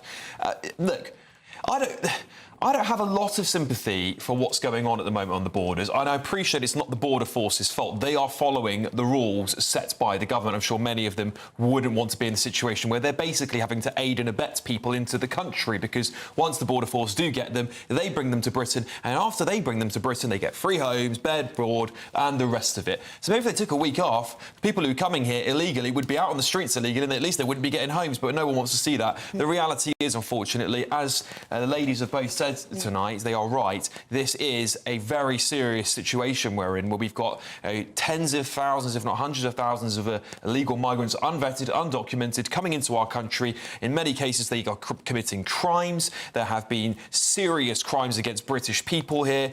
I think we need more robust measures to be tagging them, to be taking their DNA, which we don't do when they get here, and a range of other things to make sure if they do commit a crime, they can face more severe punishment. Well, taking the DNA and the biometrics is part of the one-in, one-out deal with France that you also widely deride. Yeah, 40 people, Kai. That migrant came back into the country. Well, Kai, hang on a second, though. We're deriding it because it's a complete waste of time, because 40 people have come in. Up that guy. Well, 40 people have gone back to France, and as many are coming back from France to us. So it's not a one-in, one-out. It's a net zero migrant. Because of the deal, we'll know that they've done that. Yes, but how... good. At least we know who's raping our women, Kai. Yeah, exactly. Fantastic. No, because if they were criminals, then they would be deported immediately, as per those... I mean, this... They are criminals. They broke into the country. I know you hate to see it when the plan of this government, smash the gangs, they are stopping the boats. It's going to take time. No, it's not. It's starting to happen, isn't it? Why is it starting to... No, sorry, this is important. They're stopping the boats. They're going to have How many boats this week? Kai, have you seen the weather? Three storms. Oh, so now it's okay to blame the weather? What are you talking about? Because you've gone off on a wild one. You've gone off on a wild one. Labour government. They are not stopping the boat. This is the second highest amount of illegal migrants breaking into this country on record, Kai. So let's not lie to the public about stopping the boat. By the time we get to the end of the year... May I just finish? Because I think the audience really want to hear this. They have smashed less gangs than Rishi Sunak did, by the way, so that's not going very well. There are more boat migrants coming here than the last two Tory governments, might I add. And on top of all of that, they've got the cheek to tell us they're stopping the boats because of the weather. Give it a rest. More young men are going to arrive on boats under Keir Starmer's year this year than we actually have in our army. Think about that, Kai. And for you to say that those who are raping children are being deported, I think that's very disingenuous, because actually there's actually a Pakistani prisoner treaty, which basically means that anyone who commits a crime who's a Pakistani migrant here in the UK, they're allowed to be deported back to Pakistan. And this was happening, I think, 2018. That hasn't been evoked once. Our government has not used that treaty, not once. So for you to say that they are being deported is absolutely disingenuous, in my opinion. Bring in the troops, get the Navy out into the Channel, and everyone that comes here goes into a deterrent centre so we can tag them, we can check them, we can't keep putting doctors and nurses, prioritising them. This whole thing is a farce. It is a slap in the face to British people, and guess what? The Chancellor and the Prime Minister are going to ask you to cough up more money because they will simply don't want to ideologically mass deport people who have been brought into this country illegally. That is the facts. That's the facts. No, tell me I'm wrong. It's because what they've got rid of in the Rwanda plan, which was a ridiculous white albatross over their shoulders, cost a huge fortune, achieved nothing. Yeah. And actually, I'm not saying the Rwanda plan was any good. But it was better. It was better than it was acting as more of a deterrence. We had reports of migrants fleeing to Ireland, queues in Calais. That's not happening. You're linking migration to the budget crunch that we're expecting, when in fact it's much more to do with the many billions of pounds of unfunded spending decisions that the Tories took before the election. Because they know they'd get away with it. The budget wasn't good. You're right, the budget wasn't good, but they've just spent another £40 billion of money that they didn't have in the first place, because guess what? You can't break... your party won't back down on some benefits cuts. Your party wants to spend tens of billions of pounds on net zero. Your party wants to continue the mass migration experiment. Your party wants to continue giving foreigners benefits that's costing us billions. Where do I stop, Kai? I mean, come on. Let's stop here, because it's never too early to think about the festive season. How would you like to have your Christmas on us this year? I'd certainly like to get away from this lot. Yes, that's right. £40,000 in tax-free cash to have the Christmas of your dreams. £1,000 to spend on a luxurious Christmas lunch. That's a hell of a lot. And a Christmas-themed GB News goodie bag for under the tree. And the best news is you'll get it all in time for the big day. Here's all the details you need to be a festive winner. We're giving you the chance to win your entire Christmas this year paid for by us. First, we'll give you an incredible £30,000 in tax-free cash so you can have a brilliant new year. Then we'll give you a further £10,000 cash to spend on all your Christmas presents, the decorations, even the tree. Christmas lunch, that's on us too, with £1,000 in shopping vouchers to spend at your favourite supermarket. Finally, a GB News Christmas goodie bag. And the best news? You'll get it all in time for the big day. For a chance to win, text WIN to 63225. One entry costs £2.50 plus one standard network rate message. Or text BONUS to 63225. 5 entries cost £5 plus one standard network rate message. Go to gbnews.com/win. Entries start at £2.50. Call 0903 686 3232. Calls cost £2.50 plus your network access charge. Or post your name and number to GB17 PO Box 8690 Derby DE1 9TT. UK only. Entrance must be 18 or over. Lines close at 4 p.m. on the 28th of November. The winner may be contacted live on GB News, week commencing the 8th of December. Please check the closing time if listening or watching on demand. Good luck. You do not want to know what inappropriate things Trailer was saying. No, I was not. Right. Still to come tonight, it's one of our big interviews where we will speak to a former head of royal security about his thoughts on this monumental royal fallout. You won't want to miss it.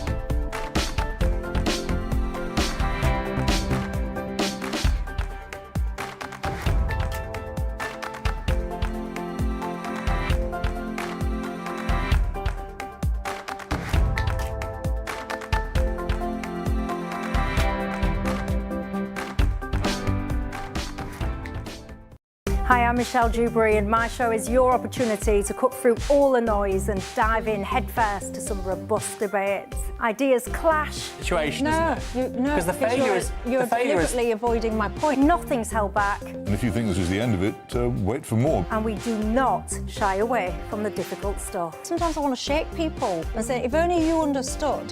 So join me on Jubes & Co. weeknights at 6 p.m, only on GB News, Britain's news channel. From the school run to the home run, watch a new show for all of Britain. He can say whatever he wants. A straight-talking show where all voices are heard. And, you know, when are we going to stop talking about smashing the gangs and actually do it? With the stories that matter from every part of our country. There's a bit of a crash landing there for your Chancellor. Bold, fearless and standing up for you. That's me, Martin Daubney, 3 p.m. till 6 p.m, weekdays, here only on GB News. The People's Channel, Britain's news channel. Westminster's full of talk, but out here, it's the real world. Am I allowed to talk then? No, that's it. This is where it matters, real people and real lives. That's what politics is all about. In fact, has Trump made a good start? No. Straight answers, no spin, and just a couple of pints. How many fingers have I got up? About 10. So join me for Lee Anderson's Real World every Friday at 7 p.m, only on GB News. The People's Channel, Britain's news channel.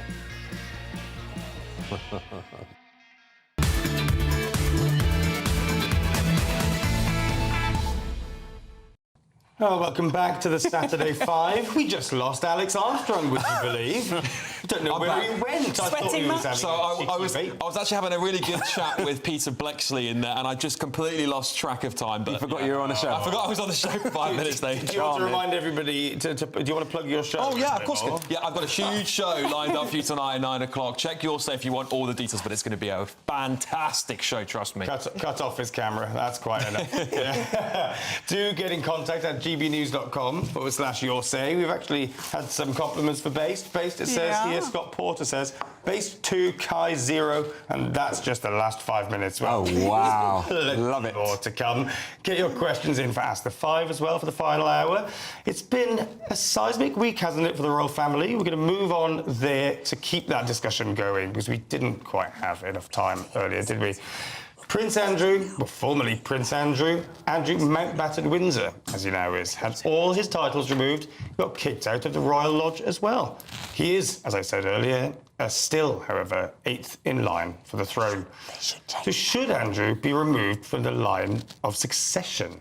That's what some people are saying, and to discuss this, I'm pleased to welcome former head of Royal Security, Di Davies. Di, thanks so much for joining us. Well, good evening. Good evening to you. Yeah, good evening. No, that question, that's the next big step, isn't it, that hasn't been taken. What do you make of that, removing him from the line of succession, and who would take that step? Well, it's a good question, and clearly it's for those of a much higher grade than me to discuss it. But in my view, I think we've gone so far in removing all titles and honours and everything else, the next logical step might be, if it can be done succinctly within the law, within precedent, and they deem it is necessary. But I have to say, you know, we've been talking about this for such a long time. One way to clear it up is for Andrew to actually answer some of the questions. I was fortunate enough to go on with Emily on Newsnight, I think either the next night or the night after that. And I said to her, you did a good job, but you're not a police officer and you did not ask the type of questions I would have given some of his answers. And I've been calling this out now since that infamous interview. Clearly, he has not in any shape or form, expressed any kind of concern for the victims. And I think we've got to remember in all of this, there are at least 40 victims who have come forward, but probably hundreds more. And they're the important ones in this. We all talk about poor Andrew. Well, Andrew could have helped himself from the outset by telling the truth, in my opinion, and I don't think he did. I know every news outlet has to say he denies it vehemently. Well, he would, wouldn't he? So there are questions still to be asked about who knew in the palace, who knew him from the Metropolitan Police. They travelled everywhere with him. And frankly, I'm thinking of the three monkeys. Say no evil, hear no evil, and the rest of it. So there are huge questions to be asked before we even get to the point of removing his title or his eighth in line. And the first question has to be, beyond all reasonable doubt, somebody has to investigate this. And that's what I've been calling for since 2019. Well, my personal view is that it doesn't seem as if politicians really want to tread on the toes of the palace and go any further. But over in the States, there have been calls for him to answer and give evidence to a Senate committee, I believe, and, of course, to answer some of the legal cases against him in the States. Can you talk a bit more about that and where that might all lead now that he's, to all intents and purposes, out of the royal family in all possible ways? Well, yes, it's very interesting. In that interview, he said, when questioned by Emily, that he would cooperate, having taken legal advice.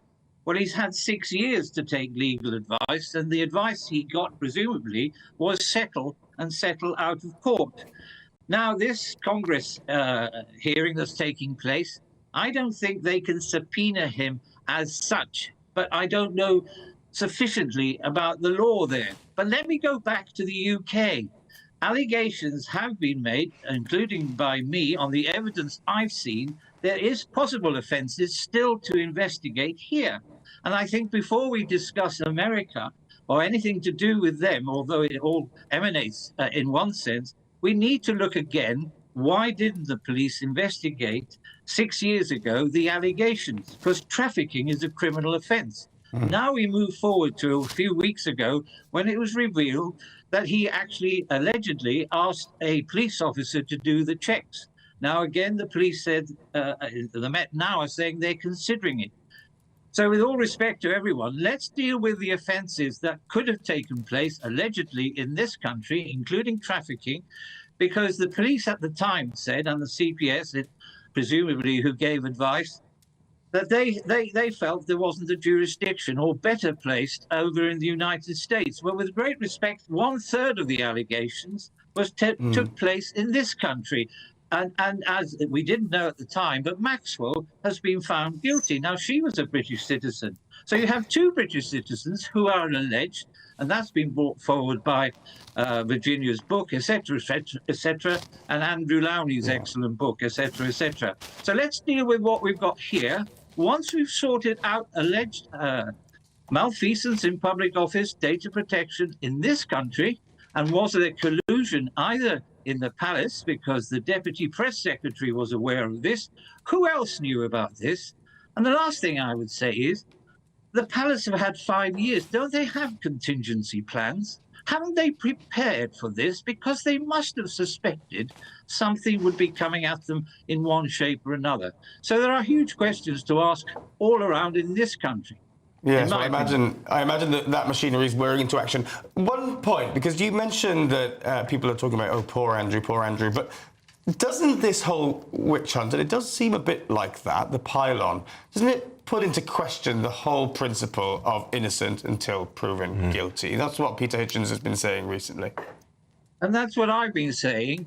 I'm saying he's not guilty of anything other than telling lies. In respect of the serious offences, that's what I've said from the outset. If the evidence takes you, but you won't find evidence unless you investigate. You won't find evidence unless you ask witnesses or potential witnesses. And they can come from a variety of sources, the police, the palace officials, and others. So let's get that sorted. Once you've cleared that, then you can deal whether these allegations are right. In terms, I think, I'll speak personally, obviously, I think so much of it has been brought about by the failure to answer those questions succinctly and honestly. And I think, with great respect to Andrew and anybody else who's advising him, you haven't given him very good advice, and he hasn't listened to advice. And all of this could have been cleared up years ago if he actually told the truth, in my opinion. Di, is everything you've just said there about him not taking the advice or having bad advice, is it not just that this is a very, very arrogant man who's not known for his intellect, and that's not a brilliant combination, and it's led him down this path where he's just believed he'll be okay? Well, he may have thought that, and I think you're probably right. But surely there are wise counsel in terms of permanent secretaries in the government, in the Queen, the King's advisors. Hasn't anybody grasped the seriousness of this until last week? I mean, it just beggars belief, frankly, and it's opened up a Pandora's box. And you can't blame, in my opinion, the press for seizing on it. And virtually, he's been tried by the press in this country because of the silence. Do you think the monarchy will survive this? Well, I hope so, because by and large, I can't think of anybody that we've currently got that I would want as a president. So, with great respect, I'd rather Prince William, as he's going to be. Hopefully, he is a clean brush, and so far has proved himself an ideal potential king if you're going to have it in a democracy. But there are huge questions to ask now in terms of finance, taxes, and that's because of this scenario, this Pandora's box. And if they think the lid is shut, in my opinion, they're barking up a very wrong tree. Yeah. Trey, final question. Yeah, Di, I just want to jump in here. Do you think this is going to set a precedent? I mean, we've got Andrew Rightly actually obviously suffering all of this, but do you think it's time that other politicians, perhaps some that have taken us into disastrous illegal wars in the past, should also face some level of sanction for what they've done? Well, we all hopefully have a moral compass, and I suspect some of the people that you mentioned, and indeed former ambassadors, I wonder where and if they ever had a moral compass. We have a government of all shades where ethical and being ethical has no place in their strategies. I only wish they would listen to those who lecture on being ethical, on having a moral compass, and we wouldn't be in the mess we are today. Yeah. I don't claim that my moral compass is always right, but boy, it's a hell of a lot better than the vast majority I see leading us in this country. Well, Di, thank you so much for that. A great place to end. Thank you so much for joining us. Thanks, former head of Royal Security, Di Davies. Well, next, should Just Stop Oil have been let off so easily after desecrating a World Heritage Site? That's one of today's bunch of 5 topics. You're with the Saturday 5 live on GB News. Can't wait to get in that sea. Lovely and warm. Just like the feeling of having great travel insurance. All Clear Travel Insurance sponsors GB News Travel Destinations Forecast. Looking across the southern parts of Europe, and whilst many areas are going to be mostly fine tomorrow, there is a bit of rain around. Across parts of Greece, it's going to be fairly wet, especially towards the west. Also a bit of rain pushing into far northern parts of Italy, some snow over the higher ground. Southern parts of France looking pretty wet as well. And whilst much of Spain and Portugal's looking generally fine tomorrow, as we go into the beginning of next week, there will be some wet weather pushing into western parts of Iberia. See you later. All Clear Travel Insurance sponsors GB News Travel Destinations Forecast. Hello there, good evening. This is your latest GB News weather update provided by the Met Office. We will continue to see the chance of showers for some areas as we head into the second half of the weekend. Even this evening and overnight, we're going to be seeing a band of showery rain spreading its way eastwards, particularly across England and Wales. This has the potential to be heavy at times, maybe with some rumbles of thunder in the mixture as well. There will be some clear spells in between this overnight, and so temperatures will be dipping down into single figures, so a little chilly in places, but quite a breeze still overnight, so not too much in the way of frost as we start off Sunday morning. A band of rain, though, will take its time to clear off the far southeast, so parts of England here will start off Sunday on quite a wet note. There'll be some brighter, sunnier spells coming in for areas further towards the west and north, but for the northwest of Scotland, we're going to see frequent showers beginning to push their way in right throughout the day. Again, heavy at times, rumbles of thunder and even some hail around in some of the heaviest showers. They will also be accompanied by squally winds and coastal gales around the most exposed areas of the Outer Hebrides, the Highlands and later on towards the Northern Isles. Temperatures will be a touch down compared to the values that we have seen around today, so generally between 10 and 13 degrees Celsius for most of us, but there will be a decent amount of sunshine in between those scattered showers elsewhere for parts of Northern Ireland, England and Wales, so not faring too badly if you do catch that sunshine. As we move into the new working week, we've got another area of low pressure that's going to head towards us, and quite a moist southwesterly flow from the Atlantic is going to provide a lot of cloud around to start off Monday, and it is going to be quite damp and dreary right throughout. Further showers, longer spells of rain pushing northeastwards. Generally, the heaviest Pulses across western areas, particularly higher ground areas. The further east that you are, you might see a little bit more shelter with a touch of brightness poking through. But those southwesterly winds, whilst very strong, are also going to be bringing in some very mild conditions. Bye.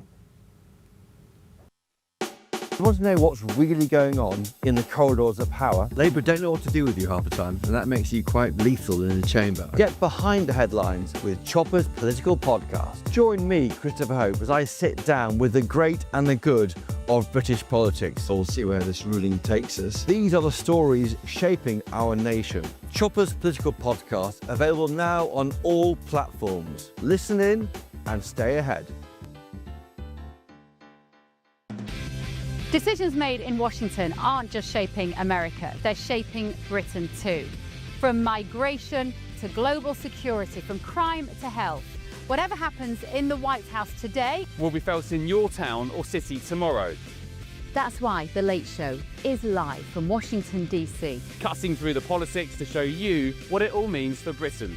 The Late Show live every night at midnight. Only on GB News, Britain's news channel.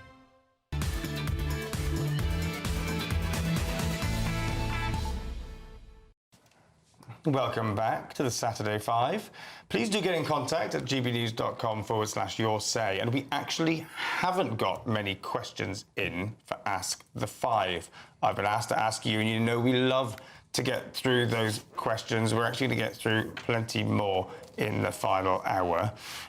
Now, there's a couple, I mean, this royal family story really has excited emotions, hasn't it? More talking about what are the offences that Prince Andrew has allegedly committed. Again, that principle of innocent until proven guilty. Lots of people talking about that.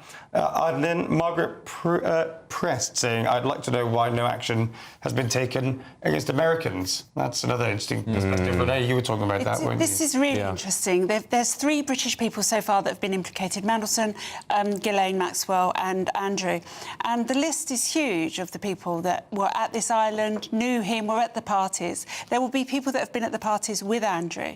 Do you think it's because on our UK system we are far tougher with people on this, as where in America there is this elite? I mean, we're talking about some of the most powerful people in the world at these parties, and they are far more influential in America than they are here. Yeah, well, the question is who has these emails. I think it's the Epstein estate, so I'm sure there'll be plenty of questions being asked over on this side of the pond. However, now it's time for this.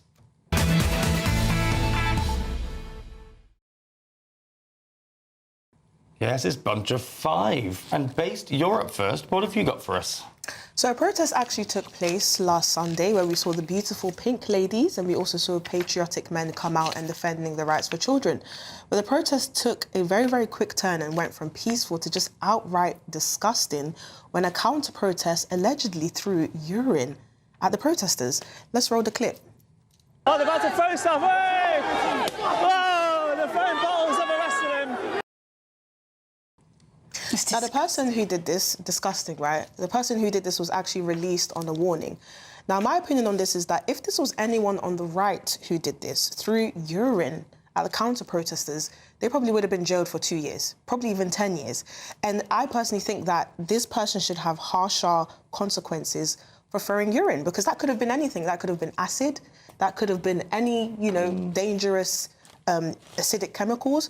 So my personal opinion is that I think this is just another example of a two-tier system where someone can do something so disgusting and then just let off on a warning. What do you guys think? It does certainly seem... I mean, I'm going to tell the audience a story in a minute, which I think is closely connected to this two-tier justice, but I think you're right. It was your urine?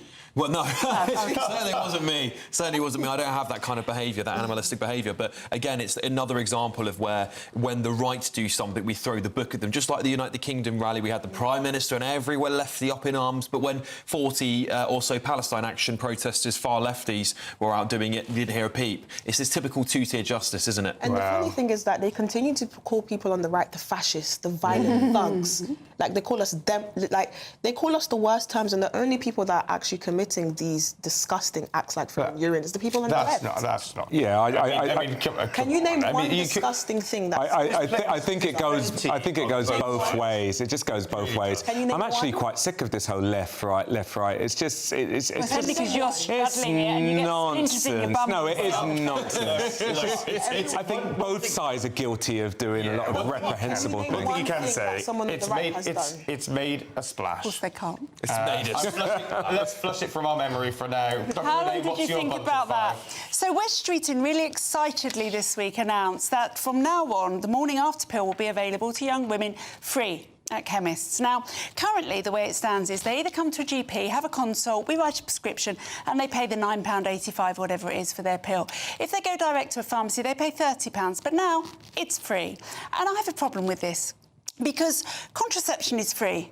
And there are so many different types of contraception that we give out. We even give out free condoms in chemists if you just walk in and ask for them. The pill is free. There are so many different ways that you can stop yourself from getting pregnant. Then there's termination of pregnancy, which is also on the NHS. Why are we so determined to make sure that young women don't get pregnant? Why is this our focus? I think that if there's an over-reliance on this, we'll become less interested in sex education. We will have people behaving in more sexually risky behaviour. They won't learn about STIs. So all of this gives the wrong messages. We should be teaching kids about contraception and STIs, not just facilitating getting rid of babies. But surely there is just a pragmatic point here, though, right? Because this is just to avoid going to your GP, to a sexual health clinic. Often, depending on where you live, that could be pretty difficult to get to. It certainly was in Cardiff. And so then to charge £30 for that, until now... Contraception is free. Yeah, but contraception is free and it works. But I just don't see why you can't accept that some people get into that situation by mistake, by accident. Why don't we send someone out with them to just help them when they're out? If there's a need for it, then it should be, regardless of your your background, regardless of where you live, there shouldn't be a complete healthcare discrepancy depending on... You make an appointment with your GP, and you know what that does?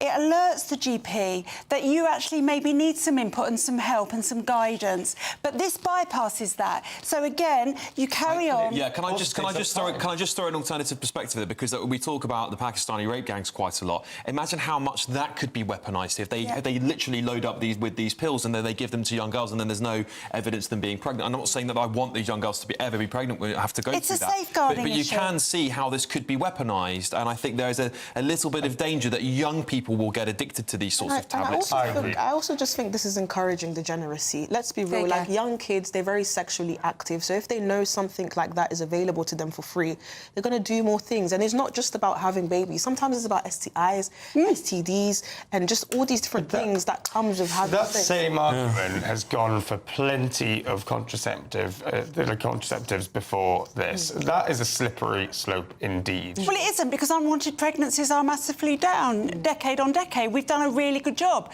So why do we now need to just start saying, well, actually, don't worry about it. If you get pregnant, we can sort that out too? I think what's really happening is you're not going to stop people from doing what they're doing. And I think something like this is a prudent thing to do, because we all know the disasters, what happens to people who have, kids out of wedlock or single parents. I think anything that helps that is right. And it's not either or. I think we could still have the education as well, but I think if it makes people easier to avert, which is a lifelong... They could access some people are... Have you ever gotten a call to a GP? Sometimes you're on that phone for Yes, I am one, Trey. Yeah, you might be a good one. I've been on a call for hours. Not every doctor's quite as Not every doctor's as good as you, no. Alex, what do you have for us today? Yeah, well, and yet more two-tier climate hypocrisy. One of our most important global historical heritage sites, Stonehenge, was attacked by 3 Just Stop Oil nutters. They threw orange powder over our heritage site. Well, they were, of course, taken to court, and a jury acquitted them after doing this. Can you imagine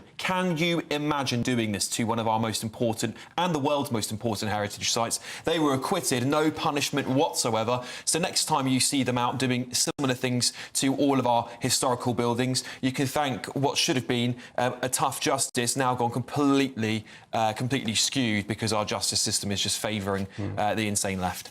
I'm sort of with you on this, right? But didn't Just Stop Oil announce that they're stopping all these ridiculous protests and these ridiculous sort of stunts? Well, when they stop them, I'll be happy to. I think they have. Well, yeah, I mean, maybe they have. Maybe they have just enough of them have been put in prison.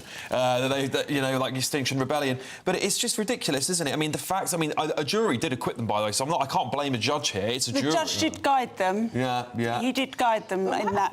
My thing is, what do they gain by doing this? Like, genuinely, what do you Publicity. gain? Yes. We're talking about it, aren't we? Perhaps that's what we should do. We've been talking about it for months. If we'd had a news blackout on it and didn't report it, maybe they wouldn't bother doing it. It's bad publicity, though, isn't it? I don't think it furthers the agenda at all, which is a shame. We're coming to you now, and this is something that's not getting any publicity, isn't it, Trey? Right, so I'm going to speak about a country that fought in both the First World War, the Second World War.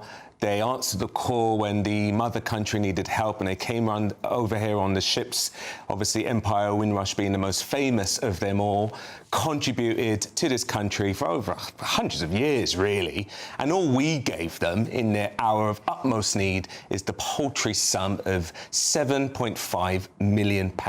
It's an absolute disgrace. Of course, I'm talking about the beautiful country of Jamaica. I think it's a disgrace what we've given. I mean, to put it into a bit of context, right? Ukraine in the last 3 years has received 21.8 billion, and of that, humanitarian element alone was 477 million. And we've given Jamaica, whose head of state is our own king, King Charles, we've given him just 7.5 million. I think it's disgraceful. What do you guys think? Have you seen the footage of the Jamaican? They're having fun. I don't know if that's what they would call fun. Footage on my ex, they're literally jumping in the pool, they're making skits, they're making videos, they're making TikTok. 100,000 homeless. I think it's a bit early. 100,000 people have been made homeless. I think it's a We're bit talking about early. £7.5 billion estimated I think rebuild it's a bit costs. early, and I think more money will flow that way. I would like to think so. Trey, the important thing for the public who might want to know more about this story is actually the government is matching public donations up to £1 million. We did also give Jamaica 350 million over the course of years for infrastructure projects. So it's not like we have just left them over the period of time. But yes, understand what you're saying. Well, mine is a bit closer to home, my story, because Britain's become much less attractive to the brightest and the best. We have the stats now to prove it. The FT's been reporting this week that the rank of the rank of different countries that are preferred destinations for the most ambitious, we've fallen from being the second preferred destination to sixth. After Canada, Australia, Germany, France, and what's this? even Spain. What's that and next in graph? This second graph, this shows you even that the top earners in the UK are no longer among the highest. Right. What could we do to stem the tide? Maybe not have to sounds like you have plenty. I've got loads of ideas. Yes, I've got fantastic ideas on how we can stop the tide. First of all, we need to get rid of this Labour government, which is driving every wealthy person out of this country. It's also rising up taxes. We also need to incentivise them by opening up and reducing business taxes so they start businesses here can create growth. I could be here all night. Yep. I could be here all night. Well, luckily for some, you perhaps, not me. Well, I will be here. We will be here all Actually, night. I am here all night. Literally here all night. Anyway, still to come later on. Karine, do you have any regrets at all for anything that you said while you were speaking on behalf of this administration? Look. It's a simple yes or no. You don't even know. No, because. Yeah, you won't believe what she said next. Even I can't believe what she said. Trigger Tantrums is indeed next. You're with the Saturday 5 live on GB News.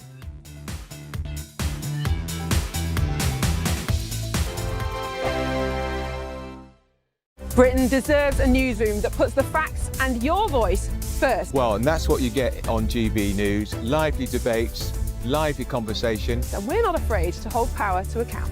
And each other. So join me, Andrew Pierce. And me, Miriam Gates, for Britain's Newsroom, weekdays from 9:30 on GB News. This is GB News, Britain's news channel. Dramatic scenes in a North London street as police move in to arrest members of an organised crime gang. Inside their vehicle, evidence of a multi-million-pound trade in phone theft. A large number of stolen smartphones are discovered, all wrapped in tinfoil to block any phone signal and prevent their owners tracing them.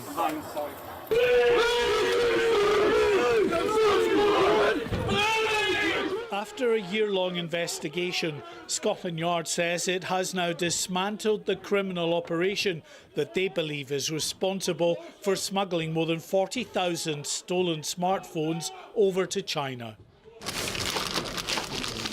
Officers have now recovered thousands of stolen smartphones as their investigation continues. Many of the handsets stolen in street robberies end up in shops like this. Officers recovered multiple stolen phones and arrested 2 men on suspicion of money laundering after finding £40,000 in cash. So my warning to people that are involved in this criminal enterprise, whether it be shop workers, the shopkeepers, or even the faceless enterprise businessmen who own multiple different venues, is that you may have felt like you were acting with impunity and that we weren't coming after you and we couldn't come after you, and that actually the crime pays. So if eventually we do come, then that's just a business loss. Is that we are coming after you. We are going to come and conduct warrants, not just in your business premises, but we will target you at home. We'll target you in your cars. Nowhere is safe to conduct criminal enterprise. GB News, the People's Channel. At GB News, we love to hear from you, our loyal community. So drop us a line at gbnews.com/yoursay. There you can talk to each other and also to the presenters live on air. gbnews.com/yoursay, because GB News is your channel, Britain's news channel. Join me, Nana Akweer, for an informative, interactive news programme with a difference. It's fun. No, he didn't say that, though. I'm so surprised. I think there's an element of truth to that. Join me from 3 p.m. every weekend, only on GB News, Britain's news channel.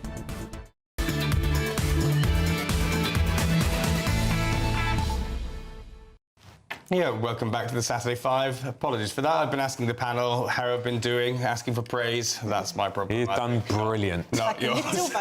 Like a little puppy. That wasn't fishing, apologies.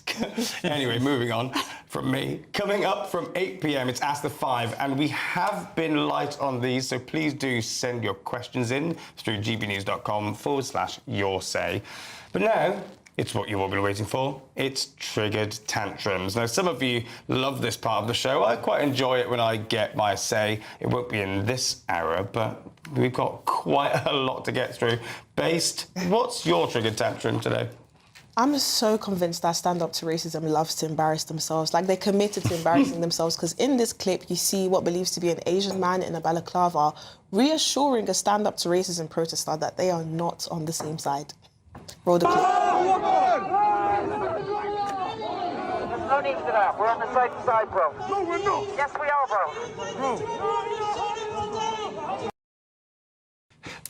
I mean, I just think this is very symbolic of the saviour complex that Stand Up to Racism has, where they think they need to protest for everyone who never asked for it. It's absolutely ridiculous. And although I don't want this country to fall to a certain ideology, I think the only good thing to come out, if that was to happen, is to see the look on these Stand Up to Racism mobs when they see that these ideologies don't even support them. They don't get it, do they? They don't understand that actually the people that they're supporting are sectarians and sometimes Islamists and sometimes very violent. And they think, oh, we're all in this together. They're not. They are riding on the back of your wave, and you're morons, if you ask me, if you're supporting it.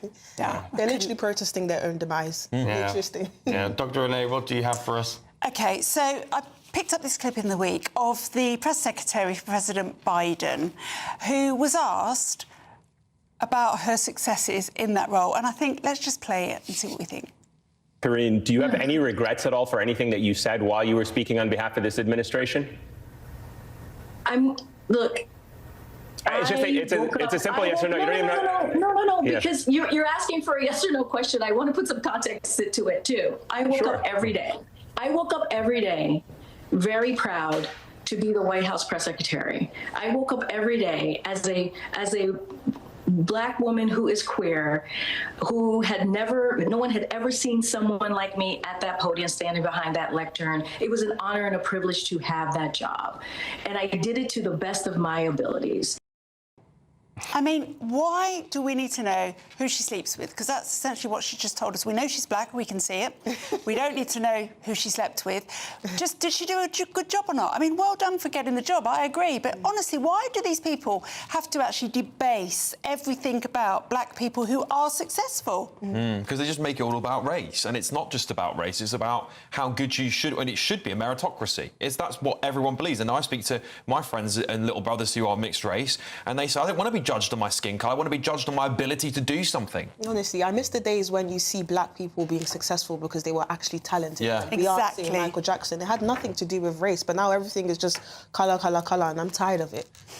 Yeah, I do think that there's been... I mean, Trey, don't you think that there's been a bit of a focus on this, in particular by Democrats? And we have that here as well. Yeah, but I mean, you got to know that as well. America's quite divisive politically at the moment. I can understand some people who do feel their colour or their whatever the sexual persuasion is a factor in it. They want to celebrate that. They want to celebrate that with pride. I know, but I think there's an individualism to that. If people want to celebrate that, I do think they should. In this particular case, it's sort of crazy. Now, don't go anywhere. We'll keep talking. Coming up is the Saturday 5 Extra. We're going to be letting our hair down. Anything could happen. We'll be back in just a moment.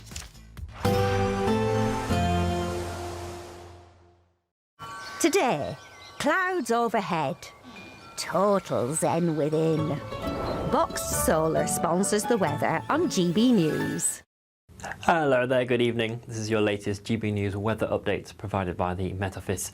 We will continue to see the chance of showers for some areas as we head into the second half of the weekend. Even this evening and overnight, we're going to be seeing a band of showery rain spreading its way eastwards, particularly across England and Wales. This has the potential to be heavy at times, maybe with some rumbles of thunder in the mixture as well. There will be some clear spells in between this overnight, and so temperatures will be dipping down into single figures, so a little chilly in places, but quite a breeze still overnight, so not too much in the way of frost as we start off Sunday morning.